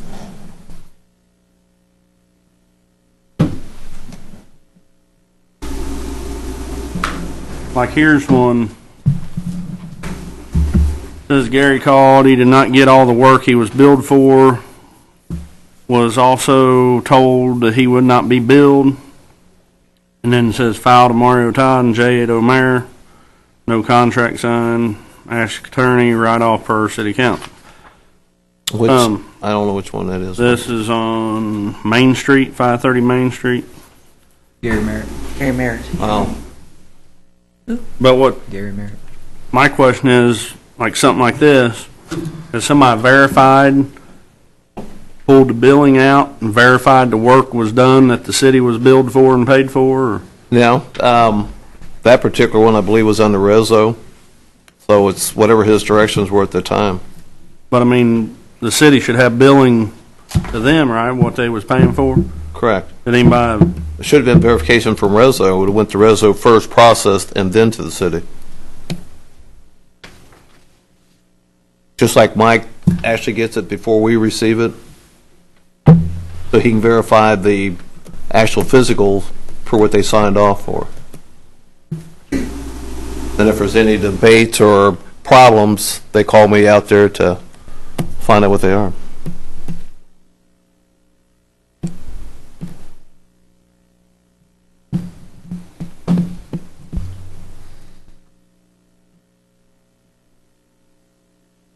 And that would be Gary Merritt, I think, who you're referring to.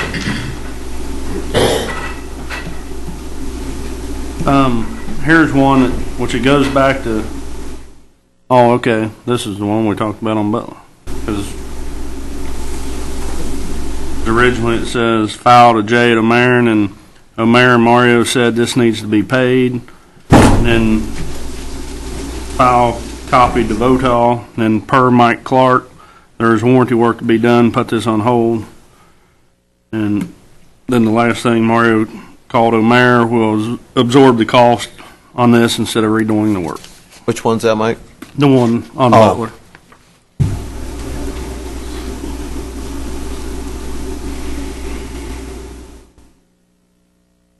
That'd be my in-laws. We've talked about 6 times tonight. Just for the record. Hey, it's in here with my tab.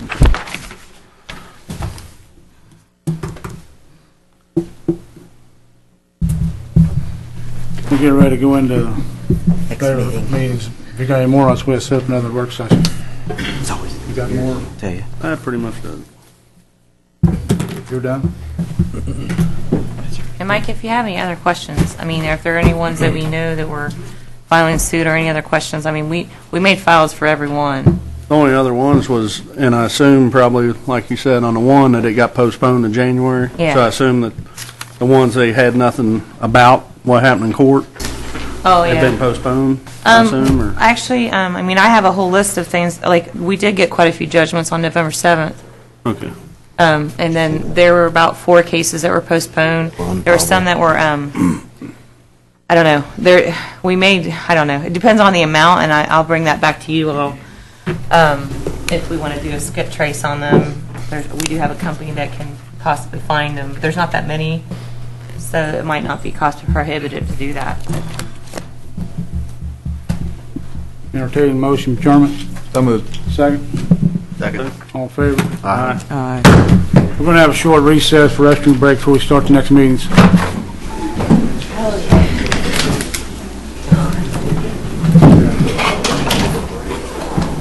You can go home. Did you go?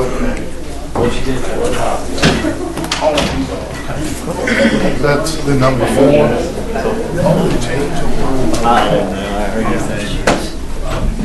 Yeah, we didn't say the name first.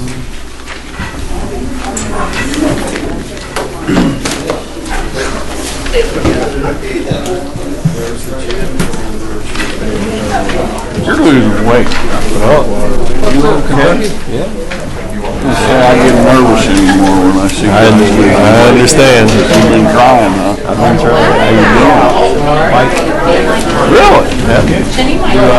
We have a recumbent bike over the water plate. I get on that in the morning. I do Donnie. I go to like 5:45 every day. I do like 30 miles. Yeah, one. I love them. I use them over Thanksgiving. That's one, like Kentucky. And I love them. Yeah. Kentucky into I can't that. change my diet because I'm too damn picky, so I guess I gotta work my ass off to do it right. I know what you're saying. I like my food. Yep. Paul? How are you doing? Good, and you?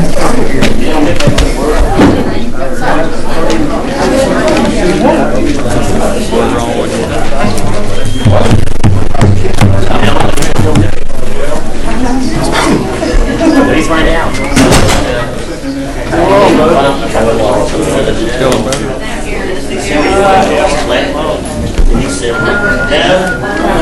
Gonna be paid by the first one. Yeah. Yes, and Kelly emailed me about James. We're gonna look at.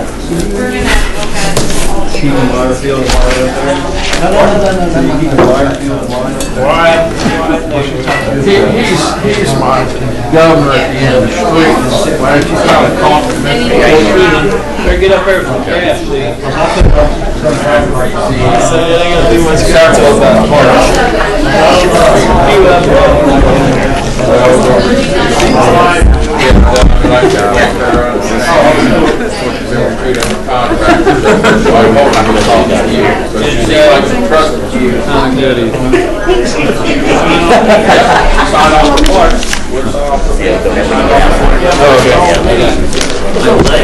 What's up, my friend? What does he for?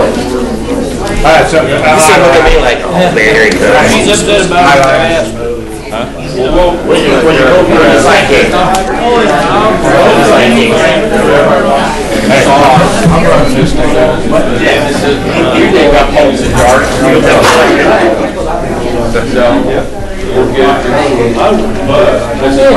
What's up, my bud? Oh, no problem. Better get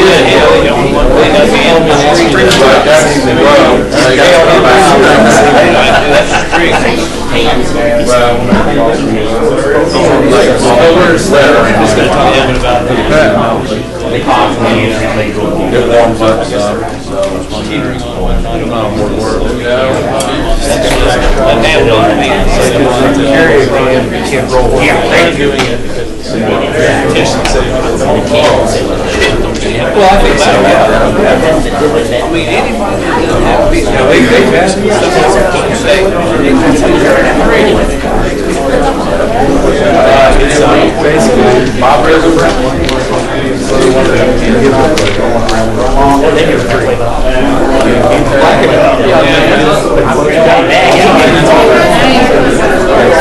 Let's see, buddy. All right.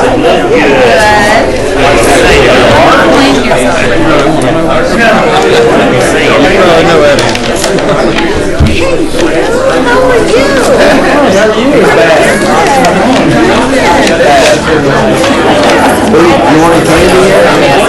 I gotta go for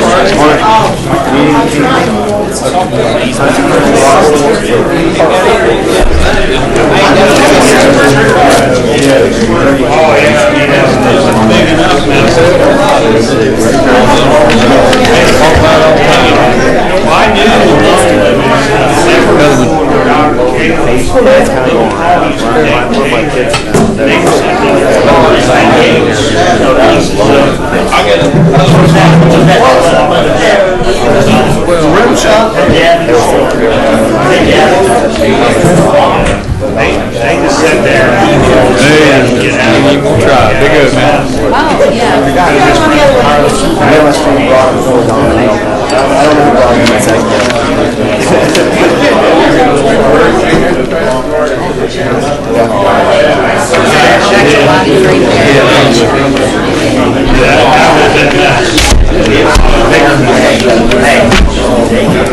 Ain't listening.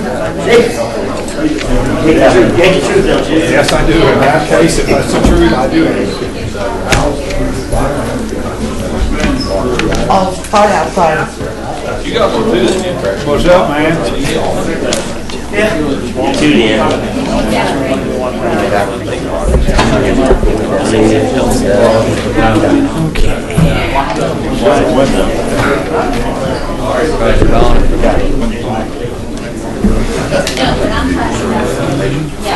Let's see.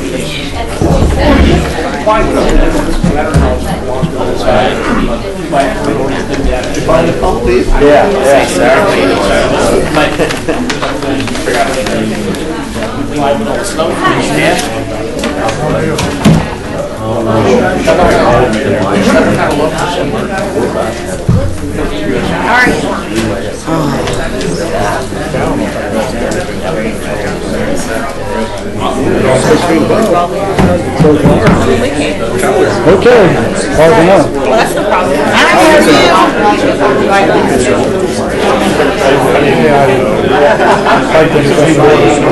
All year long. Good stuff all the time. Well, I mean, I ain't ever got this far as I would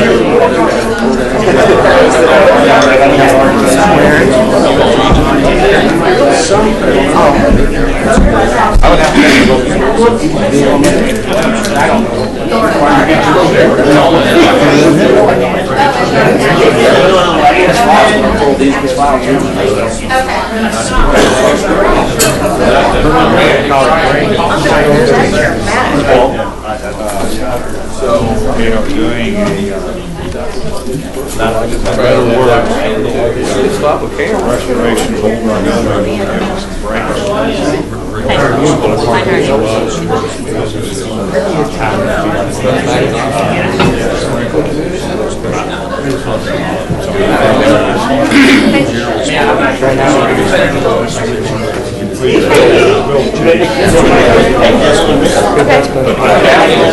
Hi, Johnny. Hi, Johnny.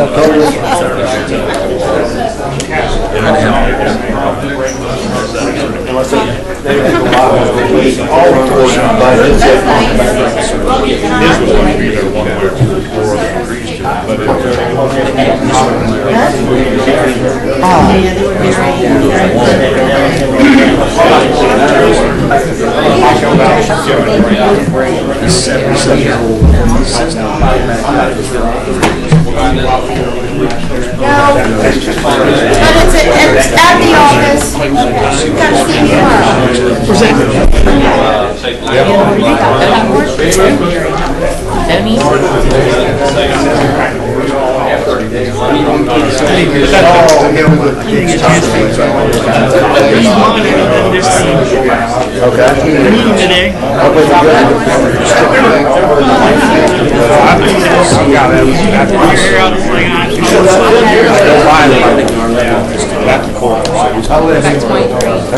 I like to do what I do. I like to share the thing. Sure. Somebody gave it to you. Yeah, I love them. If you don't, they're not that big. Like I said, I do. Tell how much you've got invested. Doesn't matter, one of us, again, I don't care. Yeah, I see the match. Well, I don't know what I've got here. I don't know up there whether they'll have dogs.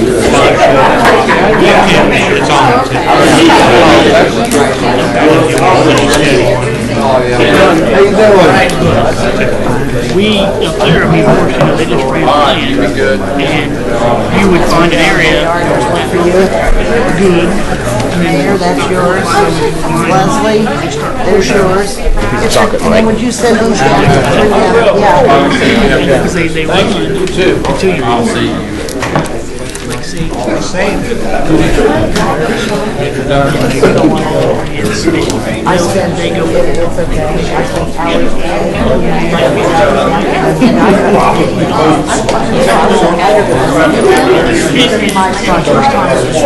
Well, he tried to tell me that Andy wasn't in today.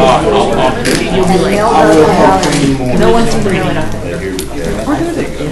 I just read this paper.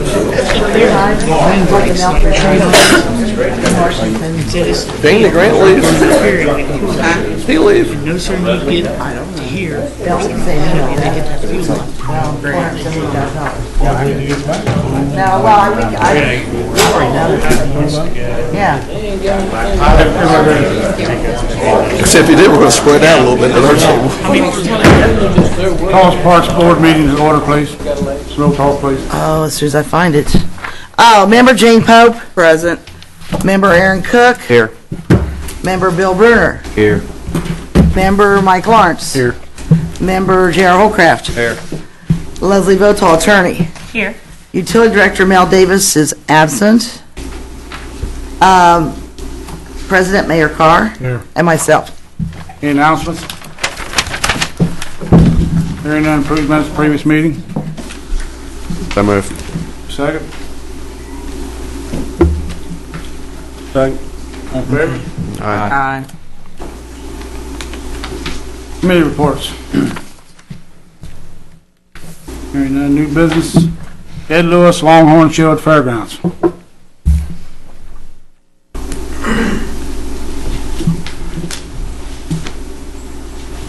Good evening. I'm Ed Lewis. I represent the Midwest Texas Longhorn Association. We've held our show the last 2 years at the Dearborn County Fairgrounds, and we're requesting permission to do it again this year for 2014. It would be June 4th, 5th, 6th, and 7th. Cattle barn only is all we're asking for, that in that show area where the campers are parked at now, that area. We've worked with 4-H the last 2 years. We are already working with them for this year. They will come in after we're done with our show, provided we get the use of the barn, and that's why I'm here tonight. Anything on the board? Make a motion to approve. Your second? Second. All in favor? Aye. Aye. Thank you. Thank you. Suzanne Orndorff, request.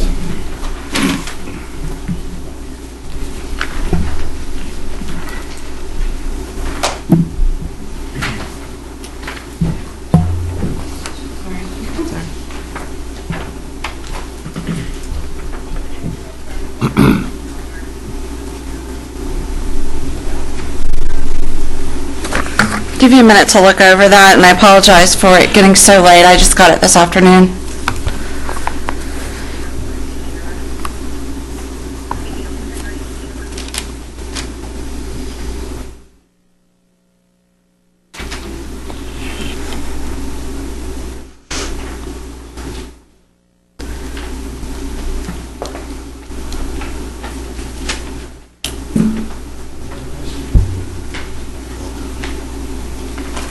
Okay, if everybody's had a chance to look at it.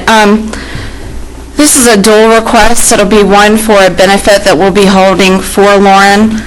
Lauren is a senior at Lawrenceburg High School. This is actually really rough for me to talk about. This is a classmate of my son's, and she was diagnosed with brainstem glioma.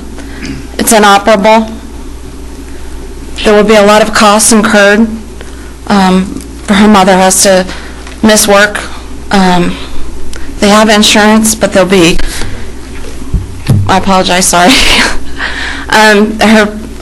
She has insurance, but there will be some medical costs that are going to go above and beyond. She was just diagnosed with this a few weeks ago. And the dual request is one that we can have the fees waived for January 19th. It's a benefit. It should be 2014, correct? Yes. I'll go ahead and make the motion for that portion of it. Your second. All in favor? Aye. And the second request is obviously any form of donation that the city could afford to give to help out in this case. It doesn't necessarily need to come out of 2013 budget. I know we're running thin on some lines. It could technically wait till the 2014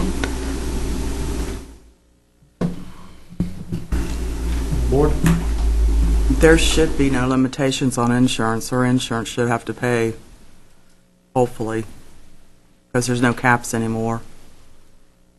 Well, There'll be family expenses. I Yeah, do there'll be, understand that. yes. There'll be a lot of, there'll be a lot of expenses, a lot of missed work. And I'm not sure where she has to travel to get treatment.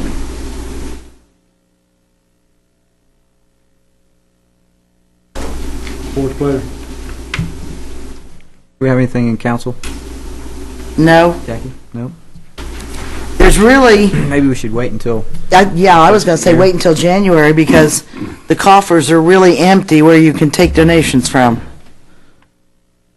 Come back first year, Do you want me to come back or just preset it to 2014 be new budget, so get on the first. on the agenda for 2014? Okay. Thank you. Any old business? Hearing none, review and discuss claims for board approval. so moved. Second, Second. all in favor? Aye. Motion adjournment, So moved. Second. all in favor? Aye. Board works 5 minutes.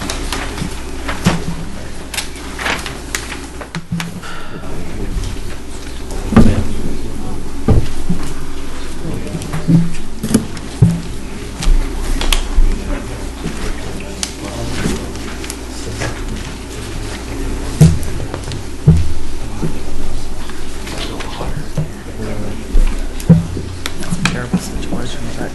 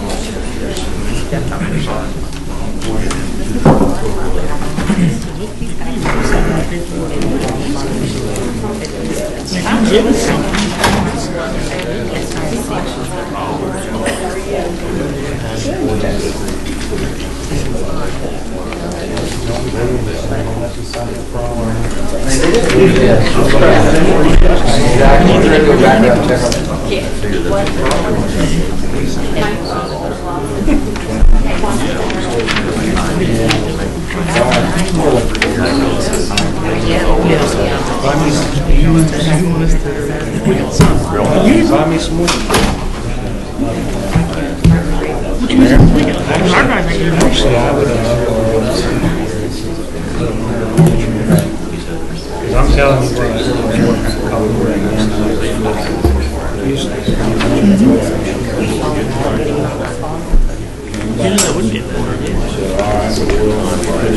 $107 left in your thing for bikes. Where are you? About 666, so you can get some bicycles. You need 2 of them or 2? No, or if you're gonna get them, you would get 2 or 4. You know, 2 girls, 2 boys, something like that. That would be my suggestion. Yeah. Oh, that's true. Or you 2 for the early, 2 for the later. That's true. Where are you gonna get them?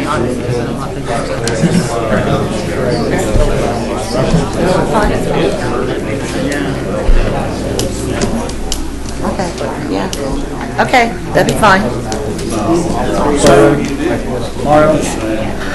Yeah, they'll shut up when you hit the gavel. Oh, he's gonna come up here, though. Yes. Carl, leave him alone, he's gotta come up here. I gotta go to work. Lawrence Board of Works meeting to order. Roll call, please. Member Donnie Bryant? Present. Member Aaron Cook? Here. Member Bill Bruner? Member Mario Todd? Here.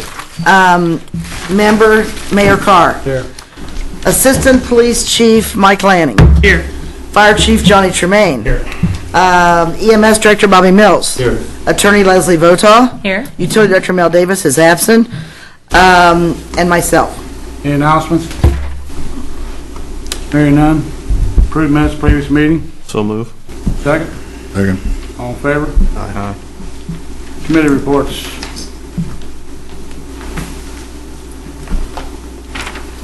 Have none.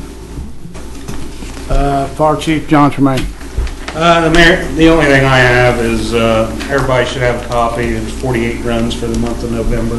Passed those out earlier. And we did get our truck back, and it does meet spec. It does travel up the new 48 at 47 mile an hour, so. Does meet specs. It does meet it now, yes. Good. So now we're gonna work on them for a little bit of extended warranty stuff, so, good to go now. Assistant Chief Mike Lanning. No report, Mayor. EMS Director Bobby Mills. Yeah, our November calls was 165. Had a pretty busy month, didn't you? Pardon me? You had a busy month. Yeah, we had a busy month. New business. Hearing none, the old business. Leslie Gotall, 2014 maintenance truck. I did pull the statute under which we did the quotes. If it's at least $50,000, not more than $150,000, we do use a quote instead of a bid.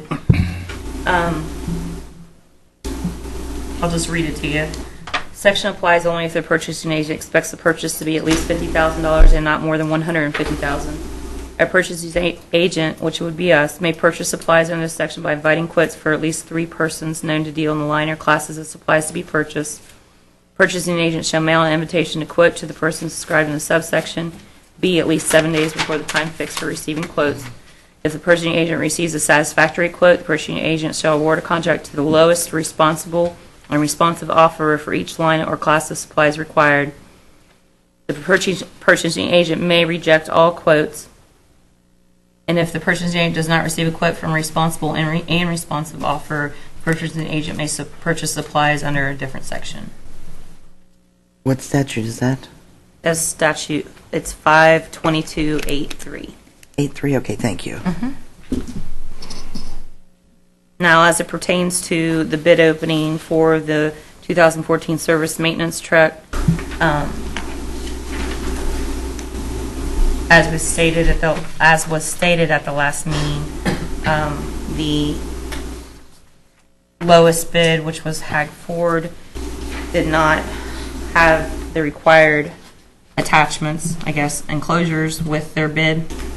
They had no delivery schedule, no bid form, and no Form 95 replacement. They did have their conflict of interest nepotism form. I do believe at the last meeting I was just asked to research it as far as whether or not all bids could be rejected. I think that can happen. So, You say it can happen? yes. If I got a question. If we reject all the bids and there was one bidder that had everything, correct? Mm-hmm. That would be Bloomington Ford. Bloomington Ford. As far as any liability? Yes, I mean, there could be, as far as they would have to file some type of suit, but yes. As far as the lowest responsible and responsive offer is the criteria. I don't believe that Hag Ford was responsive just because they... Less the paperwork. Right. But as far as apples to apples, did staff review and make sure that the equipment was the same? As I stated at the last meeting, I did not spend a lot of time on the bid that was disqualified. So I can't say definitely one way or the other on that. I make a motion, he looks over all the bids again and gets back with us, and we table it till the next meeting. I'd like to see it go here locally if they qualified and met the specs and everything. A motion? Second. All in favor? Aye.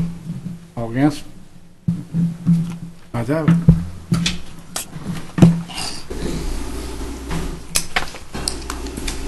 Review and discuss claims for board approval. Your Honor? Yes. If I could, I've got one quick item under old business. We're closing out all the projects. The boat dock shelter house project. We have a small change order on trying to turnkey, finish that this week. Mr. Todd has a change order in front of him, and I'd like to let him bring it to this board's attention, get your consideration on Yeah, that. go ahead and pass it on to the mayor. With it's small items, I think the total 1,700, correct on that? I believe that's what the total was. Some riprap, there was some I don't think we existing, have change order, can we? please, I don't think we can do it. for Being on the agenda. Let's be on the agenda. even after it's old business regarding a contract that's already out there? I don't know. I'm just saying that was what was stated at the last meeting. Yeah, we're doing everything by agenda. Put on next agenda. Very good. That way they can look at it. That you may, let legal counsel take it with them, we'll have a copy of it. Okay, any more, Mike? No, that's it. Review and discuss claims for board approval. So moved. Second? All in favor? Aye. Motion adjournment? So moved. Second? All in favor? Aye. Utility board, as soon as you're seated. Let's just hang on a minute. Okay. Look at Dawn. Well, look at that. Get it back to me. Okay.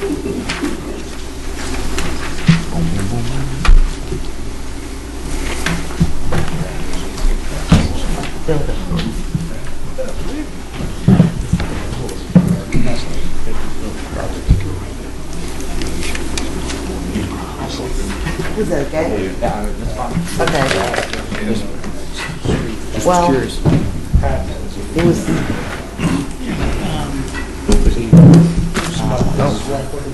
No, I personally don't think it's right.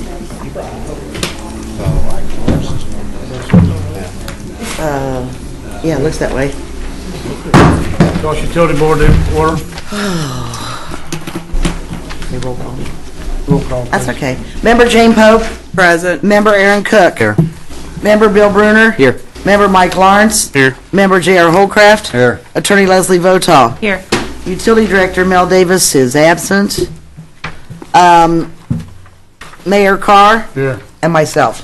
Any announcements? Approve the minutes of previous meeting. I'll move. Second? Second. All in favor? Aye. Committee reports. Bill's not here. Go to new business. Bill's not here either. You got anything? No. Old business. Leslie Votaw, ATV. I did include a memo and a couple statutes in your packets. Also, a letter from Mr. O'Neill concerning the sale and disposition of a 2006 E-Z-GO ST 4x4. I guess it's pretty self-explanatory. I didn't know if anybody had any questions. About the letter, or? Well, yeah. The only comment I got on his letter is, I've never seen a new motor that you buy and then have to buy a crankshaft separate. I could have swore the crankshaft was inside the motor.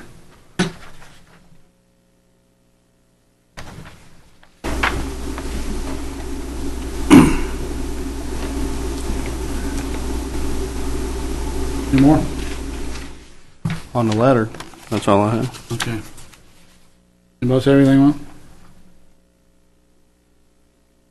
Okay, review and discuss. Well, no. I said about the letter. Well, go ahead.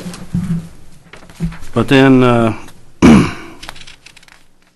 your IC code you give, 5-22-22-8, worthless property. If the property is worthless, it may be demolished or junked. B, for the purpose of this section in IC code 5-22-21-C, 4 and B, property may be considered worthless or of no market value if the value of the property is less than the estimated cost of the sale and transportation of the property. That's not the case on that. Well, I don't know what the estimated value of the property was, Mike, so, I mean, I used to be in the business. I sold it to him new. And I got some other things in here. And then your other statute, 5-22-22-6. Property exceeding certain value, sell without advertising. If the property to be sold is one item with an estimated value of less than $1,000, or two more than one item with an estimated total value of less than $5,000, the purchasing agency may sell the property at a public or private sale or transfer the property without advertising. I heard you just a few minutes ago on Board of Works say Board of Works was a purchasing agency. But nowhere did I ever see a meeting when they voted to sell this to a private individual. And that's if it's worth less than $1,000.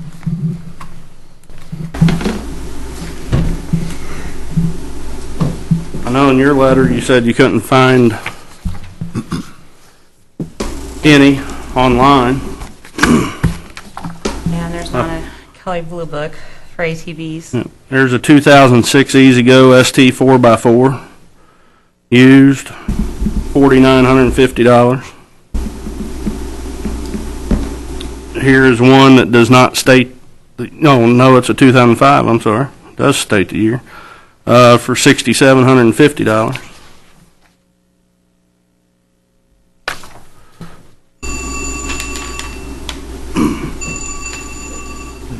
And by the way, I also have... Where's that from?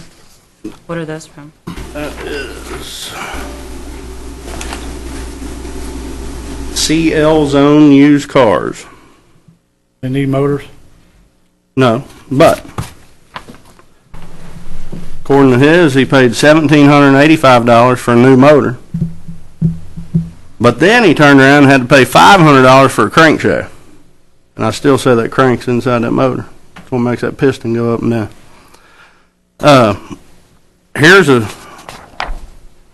motor online from a company that sells them new, which are on back order, for $3,673.09. He got a heck of a deal on his.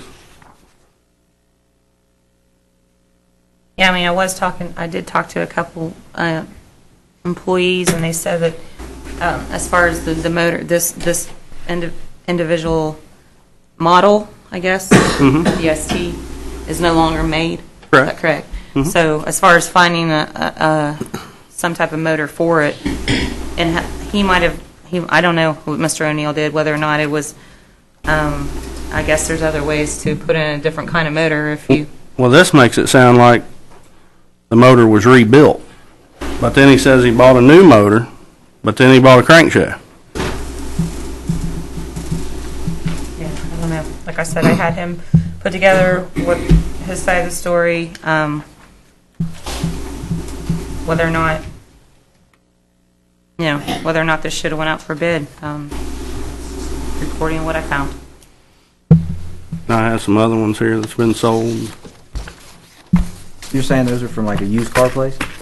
No, it's online. I know, just like... No, they're private individuals. Private individuals? Let's see. One of them is in Missouri. One of them's in Alabama. I got a van for sale. It's 2006. It's worth at least 20. Yeah. At least that's what I think. I know you want to make a joke out of it. No, I'm just saying. Yeah. Well, we're having fun, Mike, so I guess I'm going to have a little fun too. Hey, I'll tell you what. Whatever truck you drive over there at the city, why don't you just go ahead and give me the key for it? Because I say it's worth less than $1,000. Shoot, it's scrap, it's junk. Well, just sell it. $100, $110. Now, if everything happened like that in this city, guess what? There won't be nothing left. How much of it does happen? Well, obviously we're working on an ATV right now. See, I care about the people's money. Sorry. I don't think this should be going on. I asked earlier in the year about having public auctions. It was said it's going to be done this year. We don't have enough material. We're in December. We brought it up. We would've had one more piece, but it's gone. And everything to do with that. So what is gonna happen? Well, maybe we can make some type of a scrap policy. We don't have a scrap policy. You know, somewhere in between one of these statutes. That would be my suggestion. And then there wouldn't be, you know, a set out, you know, procedure for things that aren't going to be used for the city and are not worth, you know, depending on, I guess we would have to, I don't know, even get a personal property appraisal if we needed to, because that's what you have to do when you have to do it in court to try to, you know, determine the value. My point was, obviously, some people don't think that something's valued at much, and others think it is.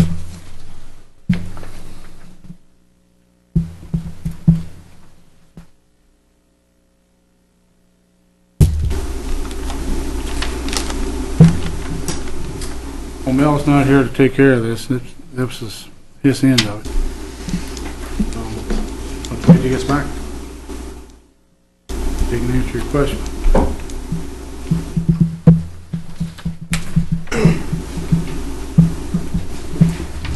Okay. Any more, Mike? No, sir. Thank you. All right, review and discuss claims with board approval. So moved. Second. All in favor? Aye. Motion adjournment? So moved. Second? Second. All in favor? Aye. Allegiance to the flag of the United States of America and to the republic for which it stands, one nation, under God, indivisible, with liberty and justice for all.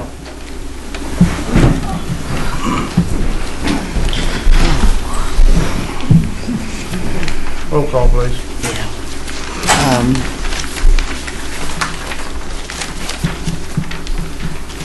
Yeah, member Jane Pope, Present. member Aaron Cook, Here.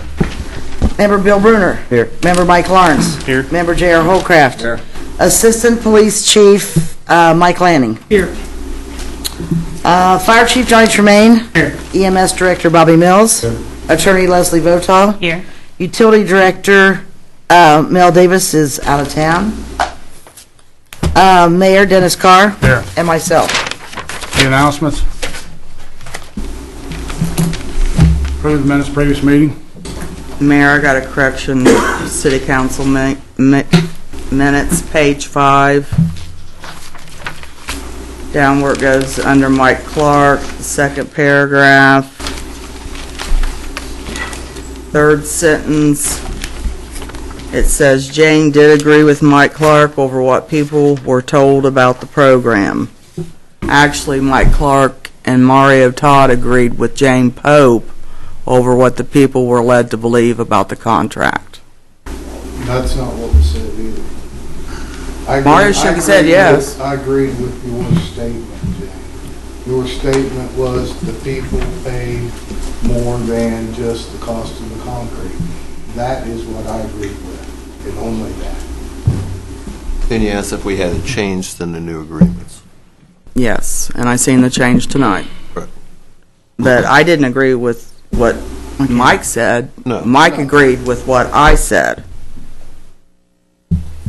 So can we change that? Sure. Any more?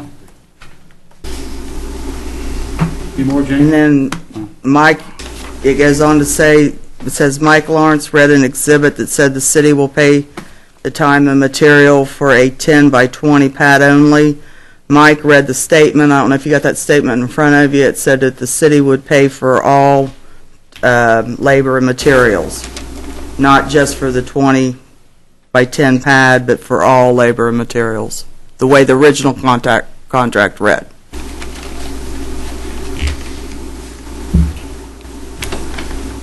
Okay.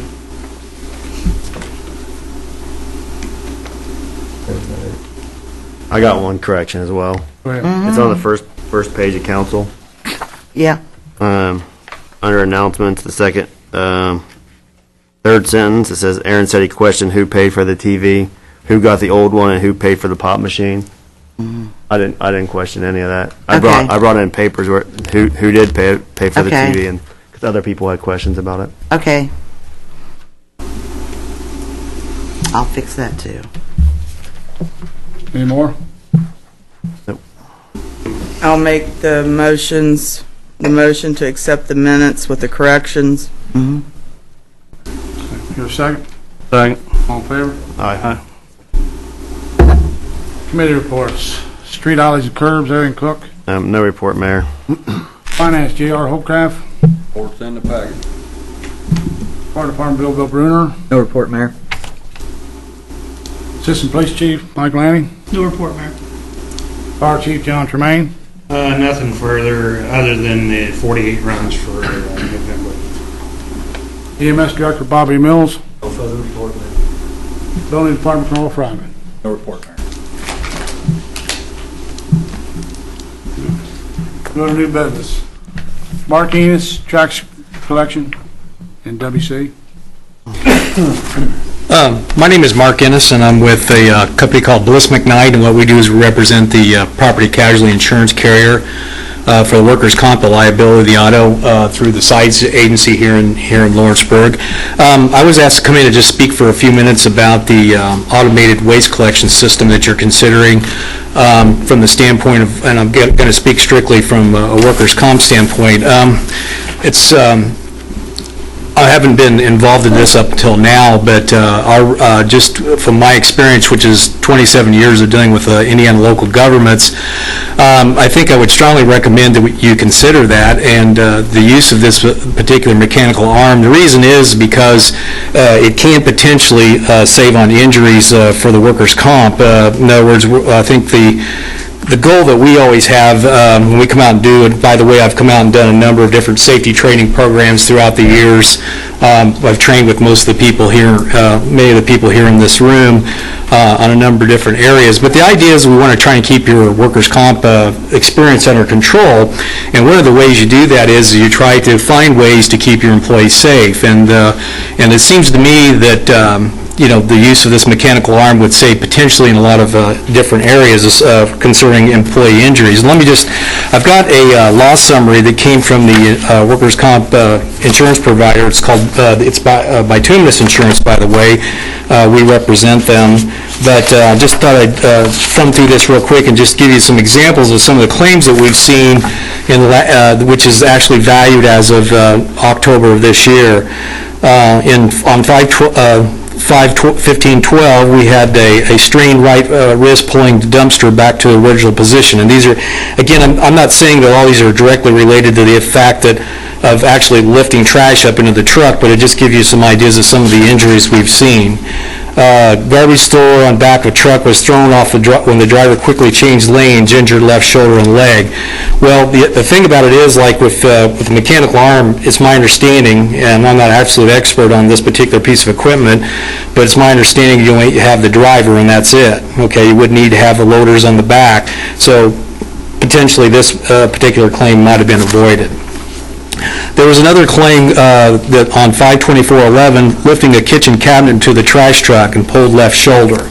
That claim ended up being about a almost $58,000 claim by the time it closed out.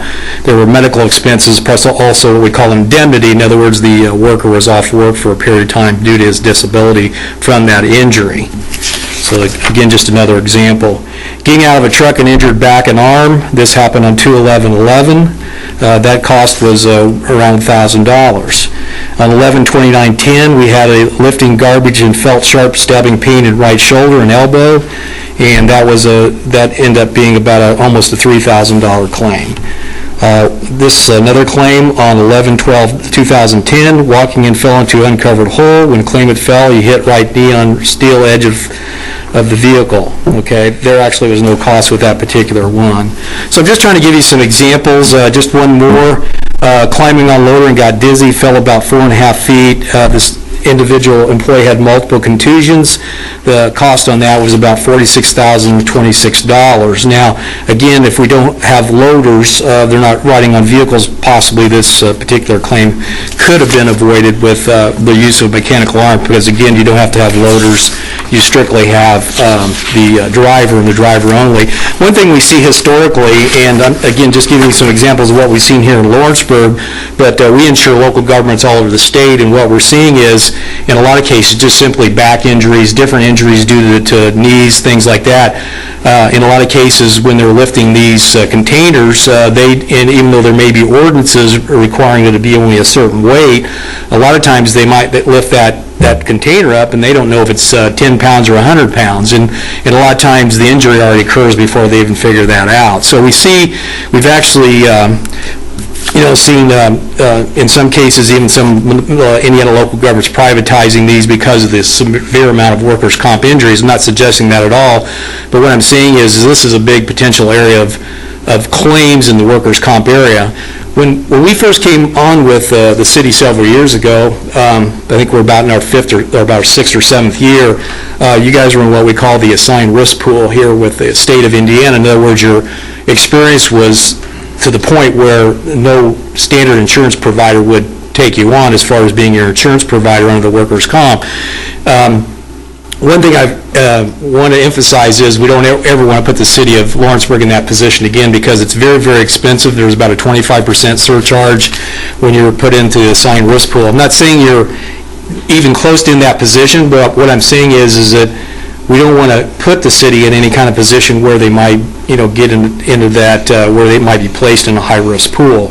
Right now, you're with a medium of 1, your workers' comp experience modification, which is a long, drawn-out mathematical figure, is 0.99. So actually, your experience modification is not bad. But again, we want to try and find every way we can to alleviate claims, people getting injured. I mean, I think the bottom line is we don't want any employees getting hurt. And if we can use a device such as this, which may save somebody's back or legs or prevent a severe injury, my personal or our opinion is that it's well worth it. So we're just here to make recommendations. Again, I just want to kind of give you a little history of where we've seen injuries here already historically with the refuse department. I think it's fair to say that some of these could have been prevented if we had had that device in the past, but it's, not knowing the exact circumstances of each and every incident, it's hard to say that, but I think I've given you some good examples of some of the claims we have seen, and potentially going forward, if we can, if we use this device, again, to try to alleviate some of these injuries, I think it'll, overall, again, we're keeping our employees safe, and number 2 is we're keeping the cost down for the city, because there's several factors that go into experience modification, which the premiums are based upon, and probably the largest one is the actual experience that the city has as far as the number of claims, the cost of those individual claims. And so that's something that we work with the city here for, like I said, quite a few years, along with Keith Faulkner.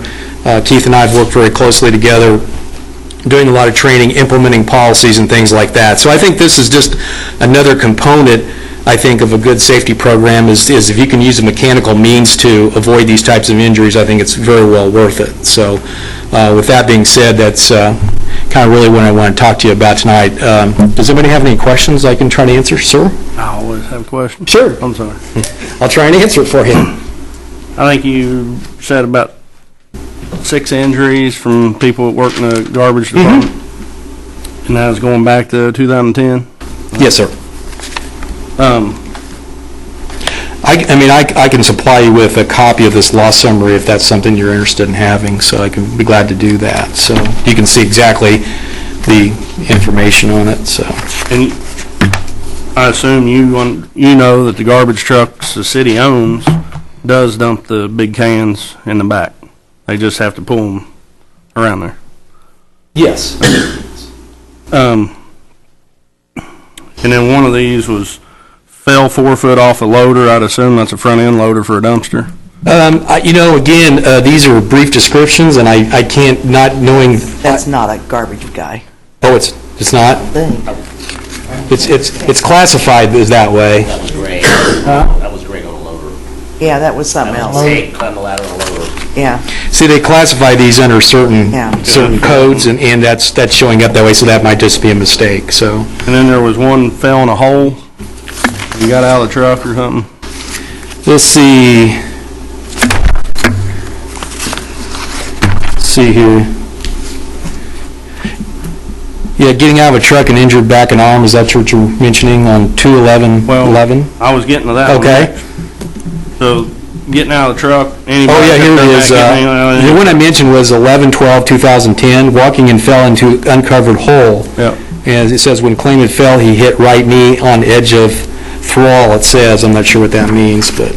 So we don't really, that had nothing to do with lifting the garbage can? Well, again, I think in some, it depends on what exactly happened, and the thing about it is again, if we're eliminating loaders and riders, then I think, I think it's fair to say in a lot of these cases, these could be eliminated. But the thing about it is, what you have to understand is that these are, I don't have I'm not a direct claim handler on these. What I do is I'm in the prevention side of it, and plus this is actually a separate company from mine. We actually just represent them, so all I'm doing is working off the data that they gave me. So. Does it look like, or sounded like to me, really the only one was lifting the kitchen cabinet and throwing it in the truck? Well, again, and as I said earlier, I mean, I'm not guaranteeing that these could have been prevented. I'm just saying, I was just giving the council a flavor of, historically what types of claims we've seen in this particular area as far as the refuse department, and like I said, I can't, it's hard to match these and say exactly, oh yeah, we could, these would have been prevented. Not saying that. What I'm saying is it's possible, just from what I'm reading and comparing it to, what this mechanical arm could potentially do to save these injuries, that might have happened. So again, it's just, and I'm not here to dictate policy, just here to make a recommendation from our standpoint. I just want to give my facts. Yeah. How many workman's comp claims was there back to 2010 total for the city? Looks like there's 2 that I have. Only 2? In 2010, yeah. No, all the way back. All the way back? You give these examples. Okay, I've got, as far as what I have 1, 2, 3, 4, 5, 6, 7, 8, up till now. Okay. Yeah. From 2010? Yes, sir. So 8 total. My last question. Sure. What is the workers' comp premium reduction with doing this?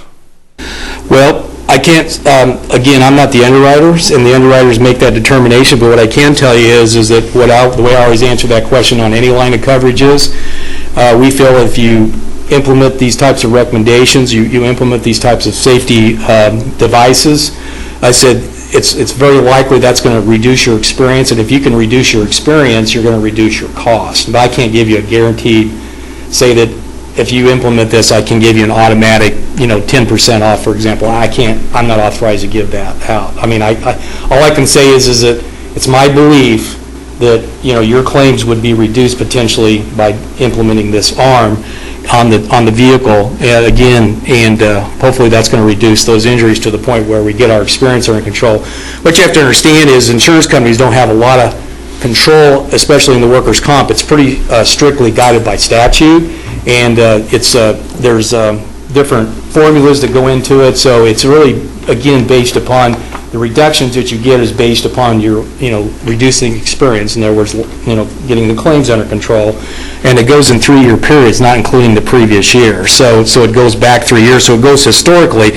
So the idea is that we're going to live with, what we've got for a few years. But like I was saying, I mean, your experience is acceptable. I mean, it's not where we'd like for you to be. We'd like to be lower, but we're getting there. So with, I don't know, 120 employees, whatever there is, I don't know the total number for sure, but is 8 in 4 years?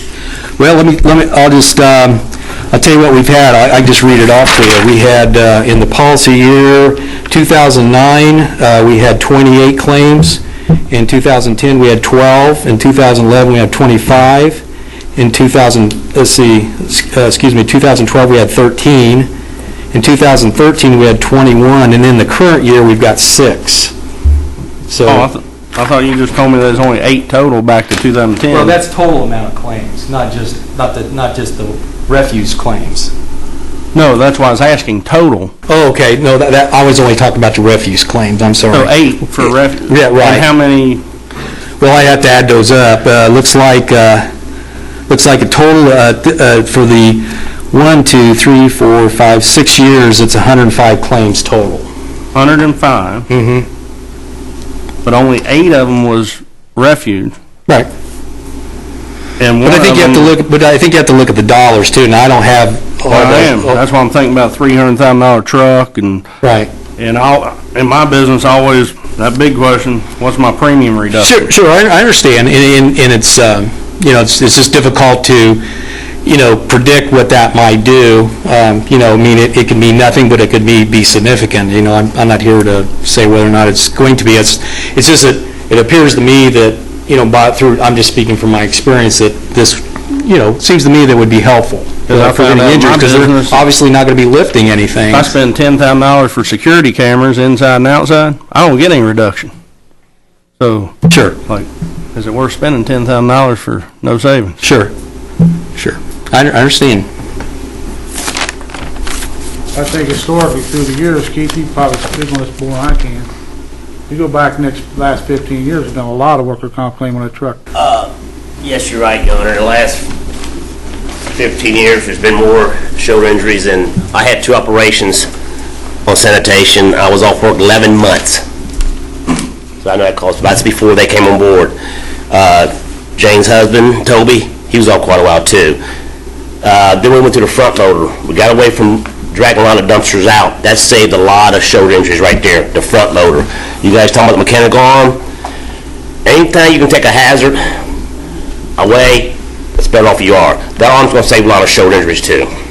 A lot. It has to. I mean, it has to do that. And that's why we went to the front loader. But there's been a lot of injuries on shoulders in the city in the last 20 years. A bunch. Way too many. And a lot of them was yanking on dumpsters. That's the reason we lost the insurance. That's why we lost, yeah. I don't know if you guys know this, the mayor knows this. There for a while, we had no insurance because of our shoulder injuries. There was none. And we finally got a hold of them, and they finally insured, 6 years ago? We had so many injuries from sanitation. We're going back 15 years now too. Because we bought the front loader when Mel Gabbard was in office. And that lowered the rates right there quite a bit. The front loader did. And they also went. I was saying, maybe you can answer my question. I don't get it. That's a lot of questions. But Greendale is the same size city. How come they got to keep their insurance for, they only have 3? Greendale does not have the dumpsters or the trash pick we used to do. Don't forget, City of Lawrenceburg picked up everything years ago. They sent 1 man on a truck out there, 2 men on a truck, you picked it up. Greendale started buying their dumpsters from us. They never had dumpsters. So it's different now than before, right? Our injuries came yanking on dumpsters because we had to get out there and manhandle them out of grass. I'm getting that? Grass, gravel. The front loader came and took up the other way. Greendale never used a dumpster until they bought it from us. They just had regular household pickup. No business pickup. Well, even recently, I wonder why we're having so many injuries here, but they're not having as many injuries over there with their garbage guys. I don't know what the rate is. I can't answer that question. That's why. Three guys in the same amount of citizens. What was it? They don't work as hard as us. I can answer that, Aaron. I don't know how they do their trash pick over there. They might have a certain weight limit where if it's out there, they don't pick it up. I don't know that question. I can't answer that question. Hey, Aaron, one difference between Lawrenceburg and Greendale, same size, community resident-wise, but here in Lawrenceburg, we have the business commercial hub for all of Dearborn County. We're the county seat. We've got US 50. We just volume. We do a lot more volume than what Greendale does. We probably do 5 tons of pickup in Greendale to come as trash and dumpster-wise. How many dumpster, Brad, you said we got out there? We do 5 times as much as that. So before we hit the front loader, we're yanking on this stuff. That's why he's all injured, yanking on it. But my thing is always, if you can eliminate a hazard, you do so to save your employees. I'm like Mike. He mentioned 6 things. I wrote down 3 of them here. I don't think the new truck's going to prevent. One is strain risk pulling a trash can to the truck. I mean, you're still going to have to pull some of the trash cans to the truck because all of them's not going to be turned exactly right every time. And if you don't if you're getting strange wrist pulling a trash can to the truck, I mean, you know how secretaries get carpal tunnel, pulling that lever might give these guys carpal tunnel then. Then we're going to have another issue. When you say pulling the trash can to the truck, you talking about the big blue ones or just a That's what he trash said. can? I don't I know. think he said dumpster. Right. Dumpsters, yeah. And the lifting the kitchen cabinet. That's probably no cleanup month, for all I know. That might have been cleanup month where we clean everything up. And once you got a lot of trash out there, I can't answer that question either. That could have been cleanup month. You know, without actually analyzing each and every one, it'd be really difficult for, I think, to determine whether or not that, you know, the mechanical arm would prevent it or not. But again, you know, we'd have to actually, as safety people actually go out and do what we call a job safety analysis, and we actually do accident investigations. We go out and get specific data on what's actually occurred and how it happened and try to prevent it in the past. Short of doing that, I can't sit here and I'm not guaranteeing that, like I said, what I said earlier, that this device will, you know, in the future save injuries. We don't know that, but I think it's reasonable to say that it can do nothing but help. It can't hurt. Because you're preventing people from lifting. If you can prevent that from happening, they're not going to have back injuries. They're not going to have knee injuries. Yeah. You know, so I think that's the way we want to look at You it. eliminate the hazard by buying that. That's what you want to Yeah. look for. Eliminate any hazard you have. Yeah. That's what you're going to do. Yeah, OSHA basically tries to, basically what they say is you try to put together, if you can't do it like through personal protective equipment, you try to do it mechanically. And I think this is a good example of how you try to do something mechanically to keep people, you know, from being injured. So Yeah. that's what we're trying to do, is trying to say. You say you put on a lot of classes here. Are there any classes you have on, you know, how the correct way to roll a trash can to the back of the truck, or? We have had all the classes, trust me. How, if you go out there and lift something that's too heavy, you get help. You don't try to lift it by yourself. You ask another employee to help you out. Don't do it on your own. Yeah. But it's been a type of training, trust me on that. Between, sometimes I'm doing trainings, you know, by myself, sometimes he's doing them by himself, sometimes we're together. So it depends on the subject matter, but I know that Keith's done that. I haven't specifically done a class on that. We've done a lot of different classes, but not one on that. It's been training how you run on the back of a truck, how the driver's responsibility, the throw responsibility, the whole 9 yards. We do have training on all this. And your company's Bliss Knight, right? Bliss McKnight, yes, sir. McKnight. Because I think I was talking to somebody from there at IAC.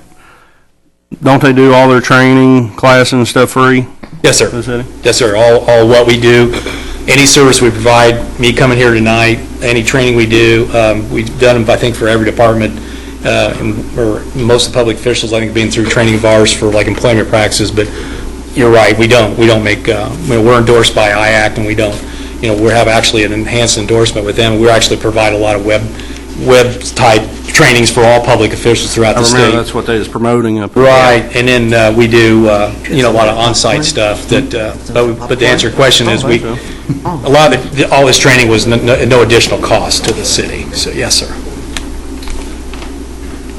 I got a question. It's not necessarily regarding the new garbage truck, but when we lost our workman's comp, did the city pay the workman's comp claim out of the city coffers?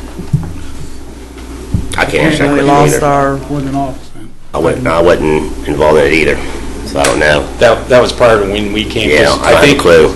you were in a high-risk pool when we came on. Yeah. So we came in and pulled you out, put you in All the they Stillwater needed. market. But there was Idea on workman's what comp. year that was? There was coverage.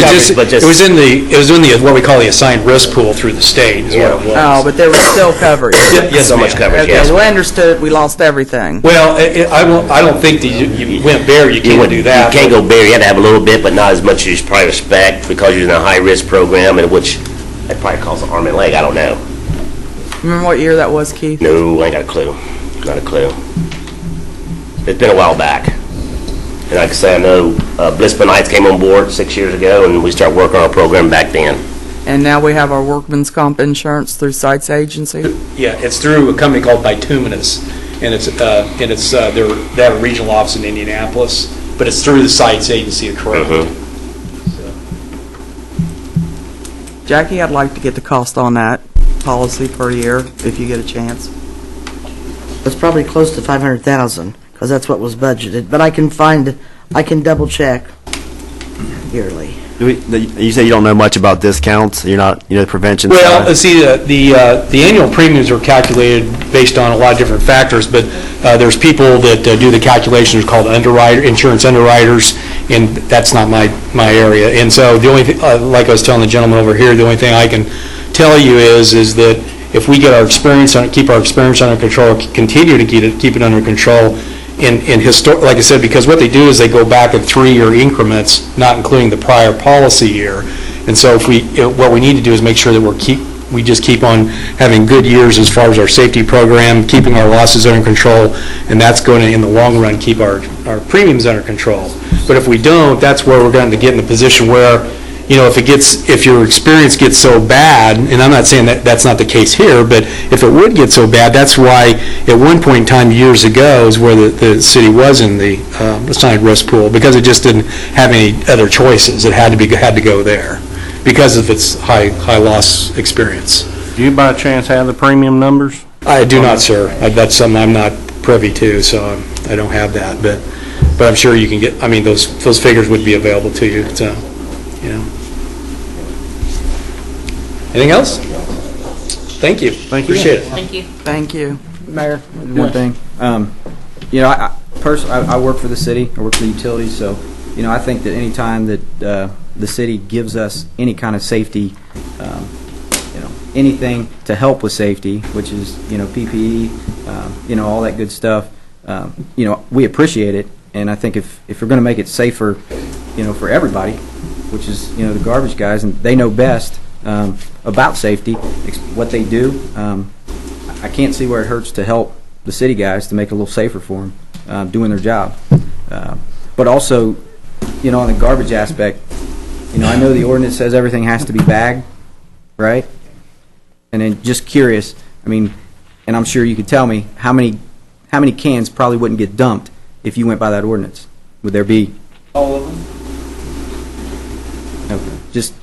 Just wanted to throw that out there. Okay, any more? Okay, Jackie Stutz, annual cost, DC Foundation, ordinance Contracts. 25 declaring emergency. Fred McCarter sent me the renewal of the 2 contracts, which I copied and put, they should have been in the packets, for next year. And, Leslie, did you have a chance to look at them? Not really. I didn't realize they were in here until I looked at it this afternoon. So. I think there's a typo on the first page on the That year. could It's got be. 2010.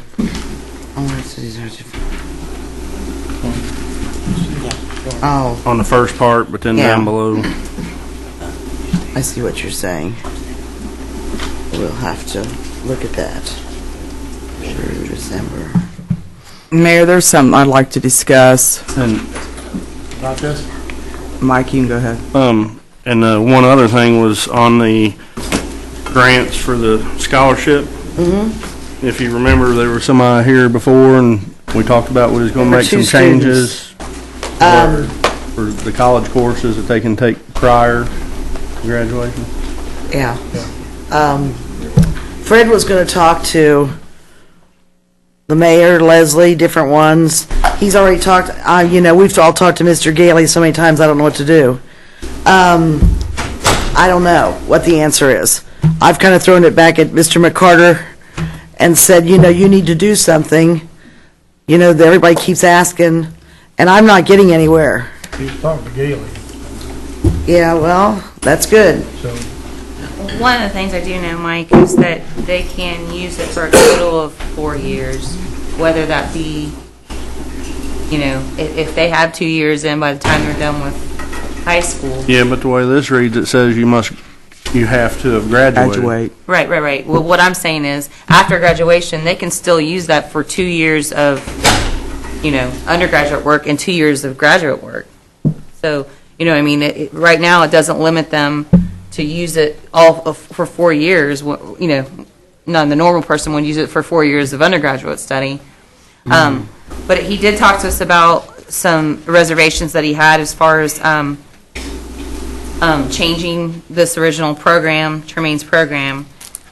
He suggested maybe we even come up with a different kind of program for the in-school credit program. So I don't know. But I didn't get a chance to look through everything. Well, and there was one, you said there was one typo already on the third. On the first page. Yeah, it says consecutive years, Leslie. Right, so, like I said, if, Well, let's say they got 2 okay. years in school, they were able to get college credit during the 2 years they were a junior and senior or whatever, and then they'd still have, let's say, I don't know if they could finish a whole year or 2 years in high school. I mean, I don't know where they'd be when they come out of high school, but most of those kids, especially the ones that are taking college credits during high school, are going to go on to postgraduate, they're going to have graduate studies. So they would have to go for 4 more years? They wouldn't have to use all 4, but they could. But that's... It wouldn't be limited to just the undergrad. It would be, they could use it also for graduate studies. But one of the things, Right now, they can't use it while they're taking those courses in high school. yeah, a lot of them are struggling to pay for the Vincent's courses and books right now over there. Well, the way I understood it, they could get the credit hours cheaper at the high school than actually being in a college, which is going to save them a lot of money down the road. And I was thinking about coming up with some kind of a plan where whatever college credits they wanted to take, I guess I don't know where they start off from their freshman year, sophomore, they start off from their Freshman. Allow them just that amount, not the full $1,800, the amount for the credit hours that it would cost them, and then extend it on out for 4 years of college, the $1,800, because actually it would save the scholarship program money if they got a lot of their credits in high school and only had to go to college for 2 years and then graduate without going to postgraduate school,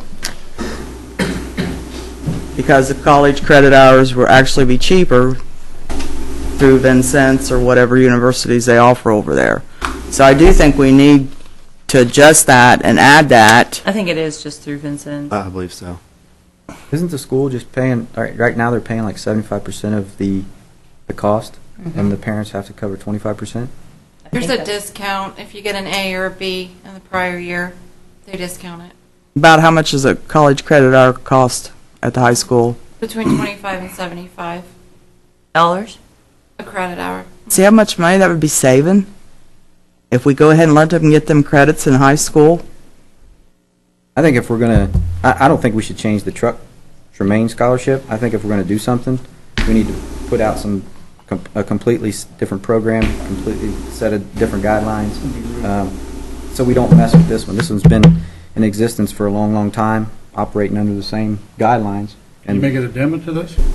Well, what Make he's a new saying is make a program. new program. You could make a new fund for a scholarship program just for the kids that are in school now doing what they need to do then. That way they can take that and they can take this too. It'll help the kid out a lot more. Yeah, possibly. So you want to be able to offer them more than 4 years total when it comes down to it? Yeah, I mean, if you guys decide that, if. That would help. Well, It would if help. we go by what, If you remember, there was only really one girl that it affected this year. Two, The other but the guy boy didn't have didn't, his right. service hours or whatever, right? But there was something about But I'm sure there's going to be more to come. Wasn't their classes different? They couldn't get as much help from the school because they had to go somewhere else for them? I thought they said that the school, well, Mr. Gailey said that the school was paying 75%. They took out, what was it, $20,000 from a fund, and they were paying 75%, and the parents had to kick in 25%, which I think it's a pretty good deal. That's at Vincent's, of course, isn't it? And they can also That's take who courses they're down going here. through.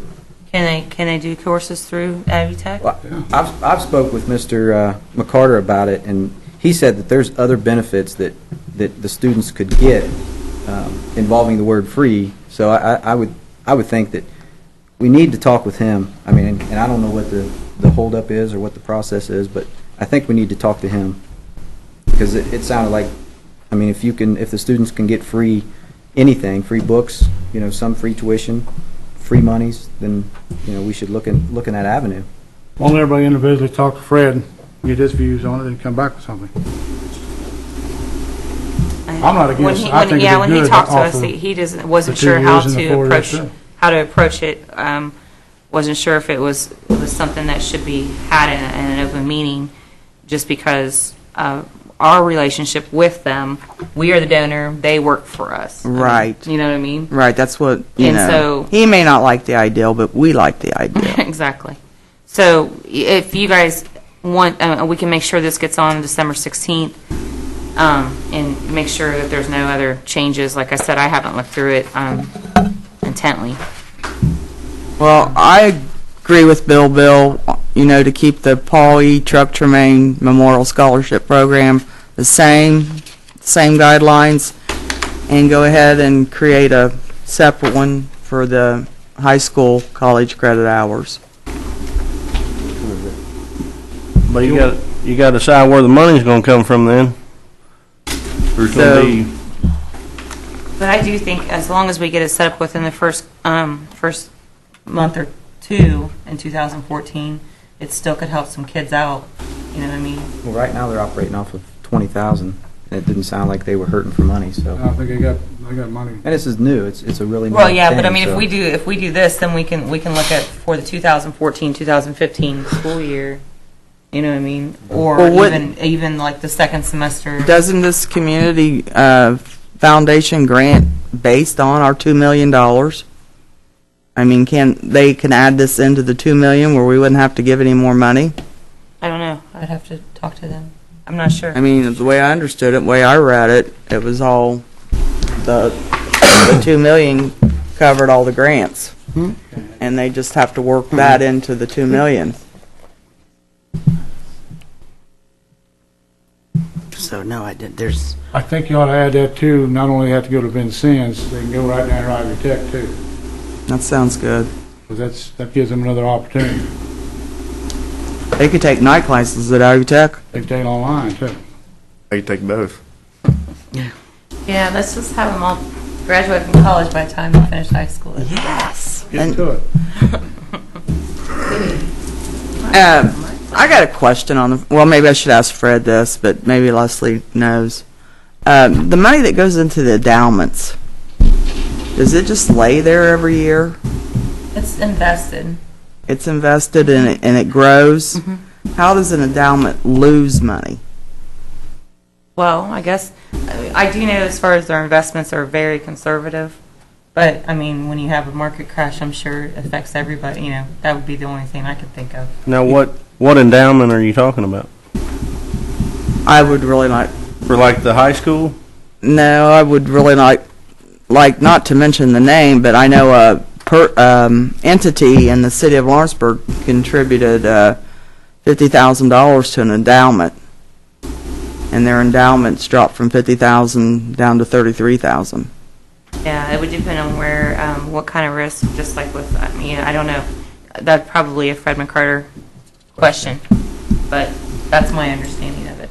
Because the one like at the high school that I'm on, that board, now the money has gotten so low, they're giving out more than they're getting in, and it's only going to be worse. And if you remember back several months ago,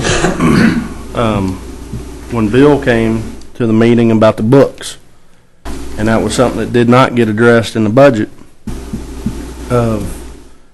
something's not done, whether the book money comes off the top or what, then the books aren't going to be able to be paid for. What was done this year different than last year about that? Well, this year, there was about a break even, I believe, on the funds, but with the revenue that's coming in, that's come in throughout the year, they give out more money than has come in. What are the books, 300,000? Yep. So we'll leave it. I'll let Mr. McCarter know that if council has anything in particular they want to talk to him about, to get with him individually between now and the next meeting, and then we'll review the contracts. What's your suggestion on how we go, or should we get his suggestion? He did suggest that we do a separate. I would personally, he had some really good ideas, good information, and I'm sure he knows what's out there and what's not. That it can feed from the same money. I don't know if he can feed from the same money. It is 4 million. There was just a lot of It's ideas. 4 million? I believe so. Does anybody know how much of it is actually spent per year? Because they got, we have the right to go down there and look at them, right? We're supposed to look at them anyway. Yeah, and they have annual reports. I'm pretty sure they give us those annual reports in January. Okay. Does anybody remember, because I know last year there was a bunch of funds left and elected to let them keep them, in the coffers, what that was from or for? I don't know. I remember, Mike, but I don't understand how some money's untouchable. They've got some money that's untouchable. I know, I would, like I said, he was very open to sitting down with any one of you and talking, so that's what I would suggest. So, get hold of Fred with his questions. Fred probably answers better than anybody can. Then, you want to do a side separate thing with this, besides 4 years? Yeah, if they, it depends on how it's financed, like you said. I can bring it back to you at the next meeting. As far as a separate one for kids that are getting college credit while they're in school. But we've only got 4 million in the budget to give them, right? I believe, for everything. That's for all the programs, the grant programs and everything. Will we need to add to that? Hopefully not. I don't know. That's one question I don't know.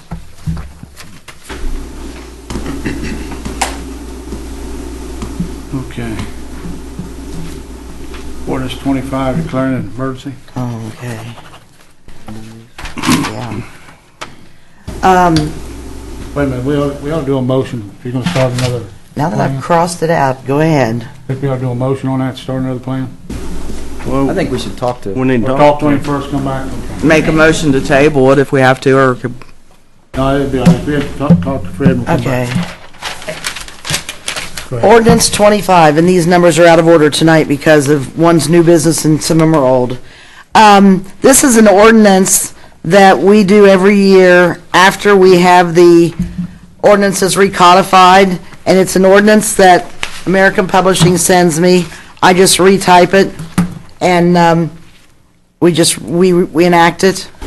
And it's an ordinance enacting and adopting a supplement to the Code of Ordinances for the City of Lawrenceburg, Indiana, and declaring an emergency.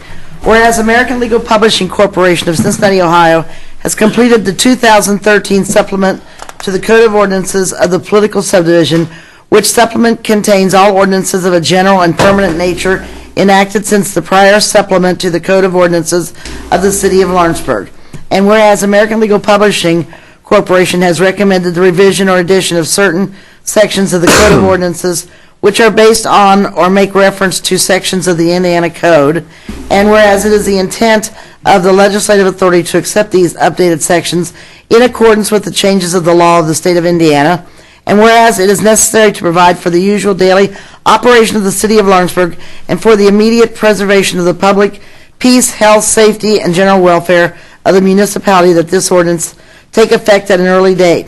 Now therefore be it ordained by the City Council of the City of Lawrenceburg, Indiana, Section 1, that the 2013 supplement to the Code of Ordinances of the City of Lawrenceburg, as submitted by American Legal Publishing Corporation of Cincinnati, Ohio, and is attached hereto, be and the same hereby adopted by reference as if set out in its entirety.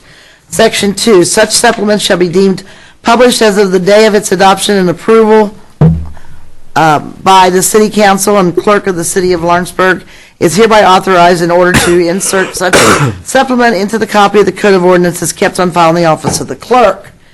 Section 3, this ordinance is declared to be an emergency measure necessary for the immediate preservation of the peace, health, safety, and general welfare of the people of the City of Lawrenceburg, and shall take effect at the earliest date provided by law. Passed and adopted by the City Council of the City of Lawrenceburg on the second day of December 2013. Okay, motion approved first reading ordinance number 25, 2013. Second? Second. All in favor? Aye. Aye. Okay. against? Motion to suspend the rules for reading ordinance number 25 by title only for second time. So moved. Second? Second. All in favor? Aye. Ordinance 25, 2013, an ordinance enacting and adopting a supplement to the Code of Ordinances for the City of Lawrenceburg, Indiana, and declaring an emergency. Motion to approve ordinance number 25 for the second reading for title only. So moved. Second. All in favor? Aye. Bend the rules for the third reading. Okay. Motion to suspend the rules for reading number 25 by title only for third and final reading. So moved. Second. Bill, did you do that? I did the second. Okay, All in thank you. favor? Aye. Ordinance 25, 2013, an ordinance enacting and adopting a supplement to the Code of Ordinances for the City of Lawrenceburg, Indiana, and declaring an emergency. Motion to approve ordinance number 25 for third and final reading. So moved. Second. Second. All in favor? Aye. All against? Okay. Oh, I guess you want to sign it, don't you? Yeah, probably should. Well, can you sign it tomorrow? Because I got a typo. That'd be fine. Here, you guys can sign. I got a typo, sorry. Okay, we'll go to old business. Jackie, ordinance 23. Okay. This is the second and third, reading of, yeah, you want to start there. Of ordinance 23, which is an additional appropriation ordinance. You all have had copies of this. So you, You did the first reading already. yeah, we already did the first reading, yes. Okay. Need a motion to suspend the rules for ordinance number 23. 23, yeah. By title only for second time. Second. Second. All in favor? Aye. All against? Aye. Roll call, please. Okay, wait a minute. Jane? No. Aaron? Yes. Bill? Yes. Mike? JR, yeah, oh, I'm sorry, JR? Yes. I'm about to put the words right in your mouth, aren't I? That's all right. Okay, so that's 3 yeses to 2 nos. Mayor, okay. Okay, motion to approve ordinance number 25, second reading by title only. So moved. 23. 23, Okay. by title only. We're on Second. We're on 23. Second. Second. All in favor? Aye. All against? Aye. Aye. Roll call, please. Jane? No. Aaron? Yes. Amen. Bill? Yes. Mike? No. And JR. Yes. Okay. Motion to suspend the rules and read ordinance number 23 by title only for the third and final reading. So moved. Second. Second. All in favor? Aye. Against? No.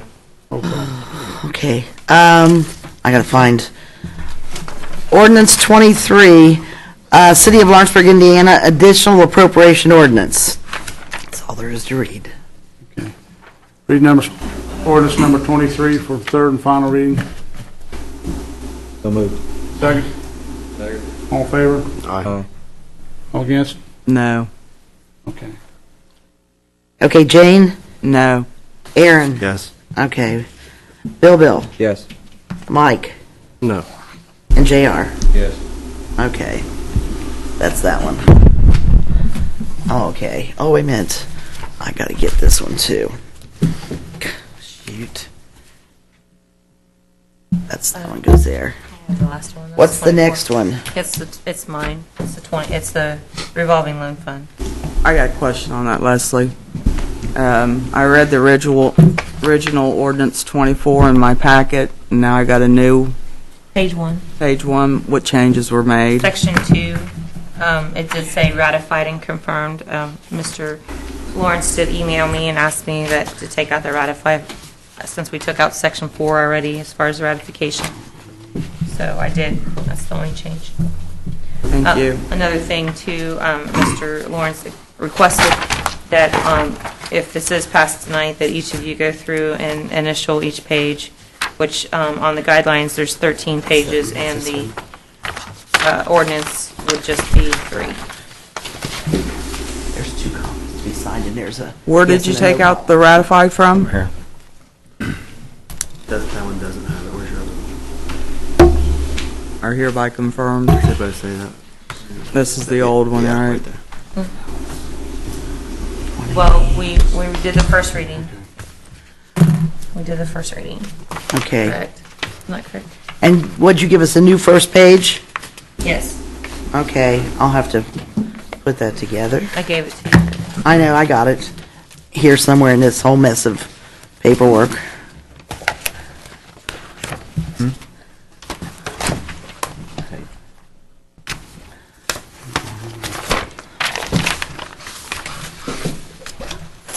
So, for the record, the ordinance 24, 2013, I did read through at the first reading. The only change is to section 2 on page 1, which says that the RLF program guidelines and procedures attached to hereto, made a part hereof, and designated as Exhibit A are hereby confirmed, ratified, and that those 2 words were taken out. Other than that, That's right. Motion to suspend the rules, ordinance 24 by title only for second time. So moved. Second. Second. All in favor? Aye. All against? Aye. Roll call, please. Jane, Yes. Aaron, Yes. Bill, Nope. I voted no. on Mike. this one. Yes. Yeah, both of them, yeah. JR. No, I didn't. Okay, but it's still 3 yeses Oh, to 2 okay. noes. Okay. Need a motion to approve ordinance number 24. wait a minute, I gotta read it. Ordinance number 24, 2013, an ordinance concerning the revolving loan fund. Okay, need a motion to approve ordinance number 24, second reading by title only. So move. Was it a motion to approve? For the second reading by title only. Title only. Have a first, have a second? Second. Who All in made the, favor? I'm sorry, who made the first? Aye. Aaron did. I did. Aaron, okay. All in favor? Aye. Aye. All against? Aye. Roll call, please. Jane, Yes. okay. Aaron, Yes. Bill, No. Mike, Yes. and JR. Okay. It's 3 to 2 in favor. A motion to suspend the rules, read ordinance number 25, title only for third and final reading. 24. Yeah, it's 24. I know what he meant. So moved. Second? Second. All in favor? Aye. All against? Aye. Roll call, please. Jane, Yes. Aaron. Yes. Oh, wait a minute. Bill, No. Mike, Yes. and JR. No. Okay. Then Leslie, read ordinance for the, by Ordinance title number only. 24, 2013, an ordinance concerning the revolving loan fund. Motion to approve ordinance number 25, a third and final reading. So moved. Second? Second. All in favor? Aye. All against? Aye. Okay, Jane, Yes. Aaron. Yes. Bill, No. Mike, Yeah. JR. No. It still passed. Yeah, 3. Right. So. There, and then, What? Oh. Have you got the original, Leslie? yes. Okay, all right. I just threw mine over on my stack and thought, I don't have that one.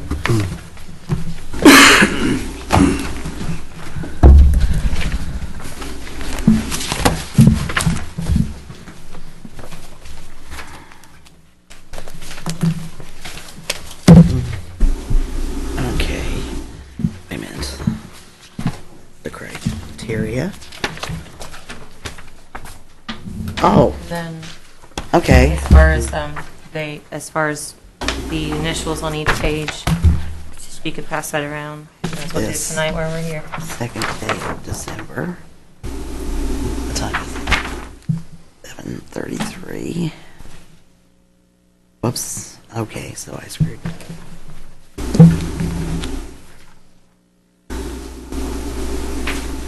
Can I get these to you tomorrow, Les? Yeah. Okay. You want to go ahead and have Oh, I'm sorry. pages? There you go. Sorry about that. Yeah, start now. If you guys want to initial the pages, please, that says you're okay with it. Mayor, I have one question. I was supposed to have something under old business here, and I had several other items put on the 16th agenda. And I don't know if that item got put on the 16th agenda, and it's kind of time sensitive. It was the calendar quotes. You gonna do like the 16th? It'd be too late the 16th because they still got to print them and everything. I was wondering if I could open them tonight, or if not, I had to call for a work session in 48 hours because it's getting to the deadline where they'll have time to print them. Yeah. I'll allow that for this meeting. Okay. Yeah, the deadline was at noon today for the calendar quotes we talked about at the last meeting because they need time to print them and get them back to the city.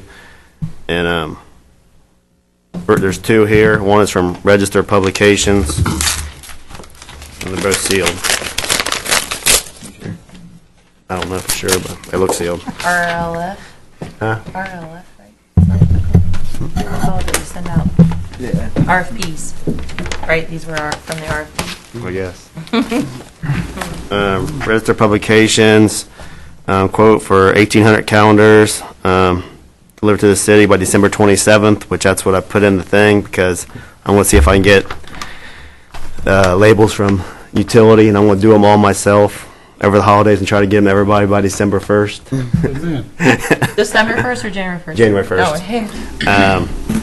Let's see. Total price, including editing, layout, and they put shipping in theirs, so that's good. $3,507. By shipping, do you mean you're going to send them to each individual resident? Heck if I know, I didn't even know It wasn't where her. they quote. It was April. Last year we mailed them because there were people that said they didn't get them. Send them? So that's shipping. And we don't have any way to get them out in mass, Okay, well, unless Brad's going to do it. I had envelopes and stuff like that in the advertisements, which I usually do. I don't mind doing it for a few days as long as I can get some labels from Mel, but he's not here tonight. We'll be back Wednesday. You'd probably go and see Or- one of the girls, they can get them for you. That's what I was thinking. 'Cause I could stick them on and I'll just take them all to the post office. Or as soon as I- Aaron, you can talk to John Johnson. He did all the labels that for us last time, last You may time. have them on computer. He may have it on a computer program Okay, I'll check with him tomorrow. to help. The second one is from Kreider Photography. Design, layout, and print the 2014 calendar with the following theme. It's over Lawrenceburg, and it's aerial shots. Leave them up here if anybody wants to look at them. Calendar will feature aerial photographs of Lawrenceburg. 12 different subjects will allow citizens to see Lawrenceburg from a unique vantage point. They include beautiful bird's eye views of the swimming pool complex, high school, middle school, baseball fields, dog park, US 50 Bridge, Ludlow Hill Park, the Event Center, Music on the River, and Fall Fest, as well as other views. Other themes are available if desired, but we are best prepared to execute the one above.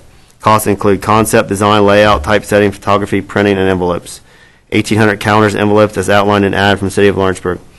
Equal in quality, design, and content to calendars produced by Kreider Photography for 2006, 2007, and 2009. The price is $11,346. That's it. Two of them? Yep. Okay. That's okay. I'll just pass that down to Bill. Bill, please. You're fine, thank you. Board approval. Initial if you agree.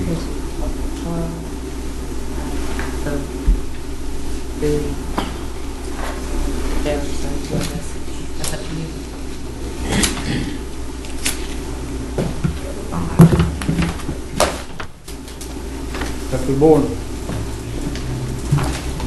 Aaron, are you satisfied with both of them as far as what they submitted and everything?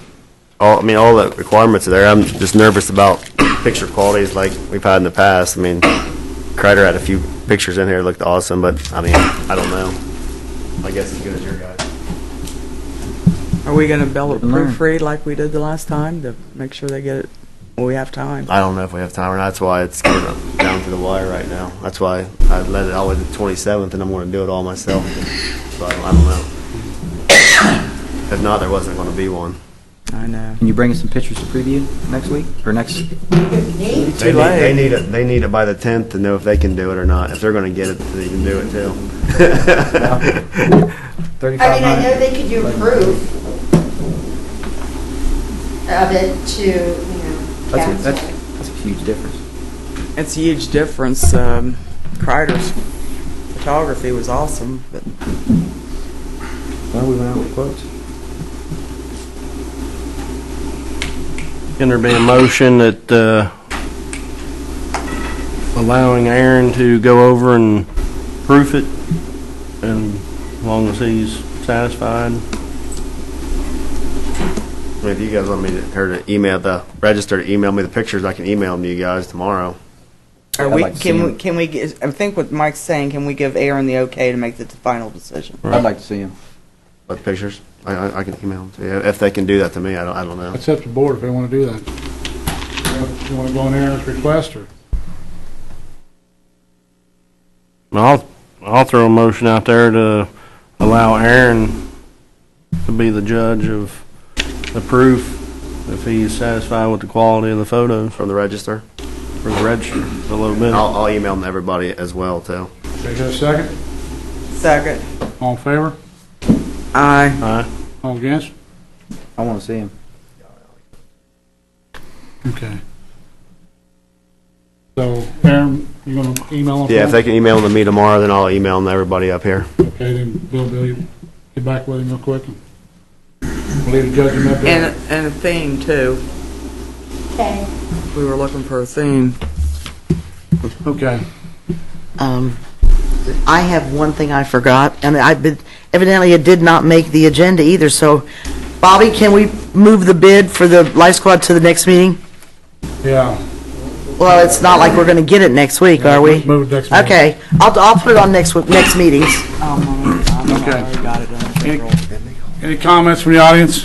Yeah, I'm going to ask one question. Could you go, microphone, please? State your name, please. Everybody knows me, Lee Holcraft, JR's mom. I'm kidding, Lee. I know, Jackie.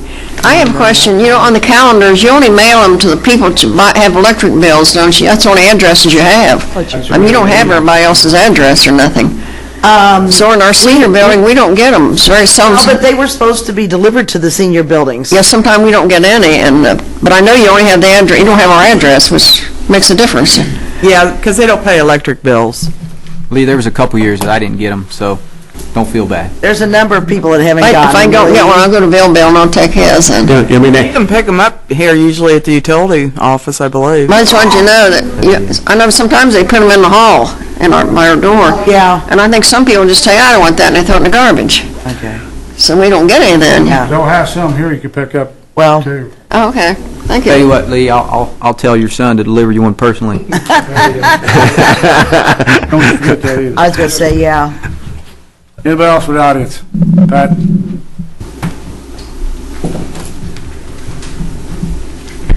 Most of you know I don't work at the studio anymore, so whatever Bill quoted, he's not here tonight. He's still in California, so he's be on his way back middle week. But I think I've kind of watched the evolution of this calendar, and just to give you a little background how it started out, and Bill, you probably remember because you were around, when the calendar first started out back in during the Cunningham era, it started out really as a PR piece for the town. It was supposed to be a real positive promotion of the town of Lawrenceburg, and Bill did the first few. And, then some he did not get.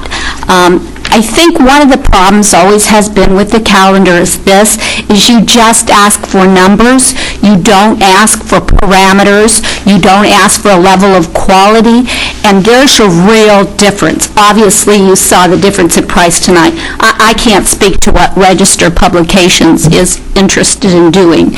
I just know that if Bill were here, he would tell you that whatever he does, There are a lot of man-hours in that project. I mean, I've watched him spend hundreds of hours retouching photos so that they looked absolutely perfect. He will not put his name on anything that isn't of a certain level of quality. So I think maybe in the future, when you do go out for proposals on these calendars, you have some very strict parameters of what you're looking for. You can get photos that are not retouched. You can get photos that are just almost raw and thrown in. Someone could go by and in half of a day snap enough photos for that calendar and stick them in there and get them printed. Or they could spend a lot of time. I mean, Bill goes, usually when the printer is printing them, he's standing right next to them and watching them come off the press. So I think next time you might want to have some real parameters of what you're looking for, because it really isn't apples and apples all the time. I'm not saying that it isn't in this situation, but it's just something that over the years people have commented on the quality of the calendars, and that's one of the reasons why. There's a real difference in the amount of time and effort and quite frankly, skill and ability that are put into it. So I just thought I would say that for him, just because I know that if he was here, he would say that tonight. And also just want to remind you, this weekend, we have a very busy weekend in downtown. We have a First Friday, this Friday. And then the 7th is our Winter Wonderland, and we're opening the rink, and they've already started making ice at the rink. And the city, everybody at the city's been great. The fire department, utilities, everybody, Civil City, everybody's been wonderful in helping us get ready for the weekend. So I hope you'll all come down and spend some time with us this weekend. Thank you. And can, Remember, you're the resident guru on the calendar, so remember. That's what I was going to say. If I'm in charge, this is my baby again next year. Tell Bill I'll call him about March. I'm going to start about 9 months I was earlier. going to say, starting about March, aren't you? Yeah. I would like to thank Aaron for taking his time, you know. Yes, thank you, Mary. Thank you, Aaron. Thanks, Aaron. I did get your message today, as you could tell. Yeah. They were here. Anybody else in the audience? Yeah. Okay, review, discuss claims for board approval. I got a question for Jackie. Mm-hmm. Did you get invoice 5470 checked out? I talked to Home City Ice, but where the adult center thinks they have a credit coming, the girl up there says it's not a credit because they used more ice. The only thing the girl can tell me is that the only 2 checks they've gotten are the 2 from the city. They've gotten no payment from the Sons. I don't know, are the Sons supposed to pay for their ice? How's that work? I think they paid her. Paid who? Pat. Marie? I don't know. But, you know. They got a meeting Thursday, I'll find out. Oh, that's right there, okay. But Jane, I don't have a definite answer, because Home City's telling me one thing, and Marie, you know, there's a problem with this credit. I went through her file today, and I seen where Fall Fest ice was paid for, has been paid for. Okay.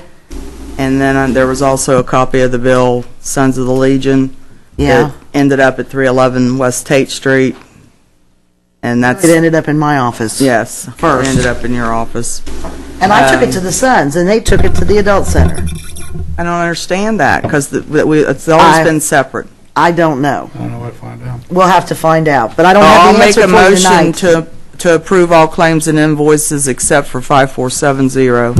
Can I ask a question on 2 before? I just don't know what they're for. 5524 Bloomington Ford, 25,996.50. What was that? Let me see, please. I can read that. Yep. Is that a down payment? Could be a police car. Okay, you all out there who have departments, who just bought a vehicle? We did. You did? Okay. Okay, so that's police. Thank you, Mike. Then I have one other question there. Tri-State Sports. Tri-State Sports LLC for $14,900. I think those are the scoreboards. Okay. Oh, those are the, that's something Toby ordered. For the ball field. Okay. Yeah. Thank you. Mm-hmm. You need a second to Jane's motion. I need a second. I'll second. All in Okay. favor? Aye. All against? Motion adjournment. So moved. Second. Second. All in favor? Aye. All against? Nobody, baby. Nobody knows the, November was over. oh.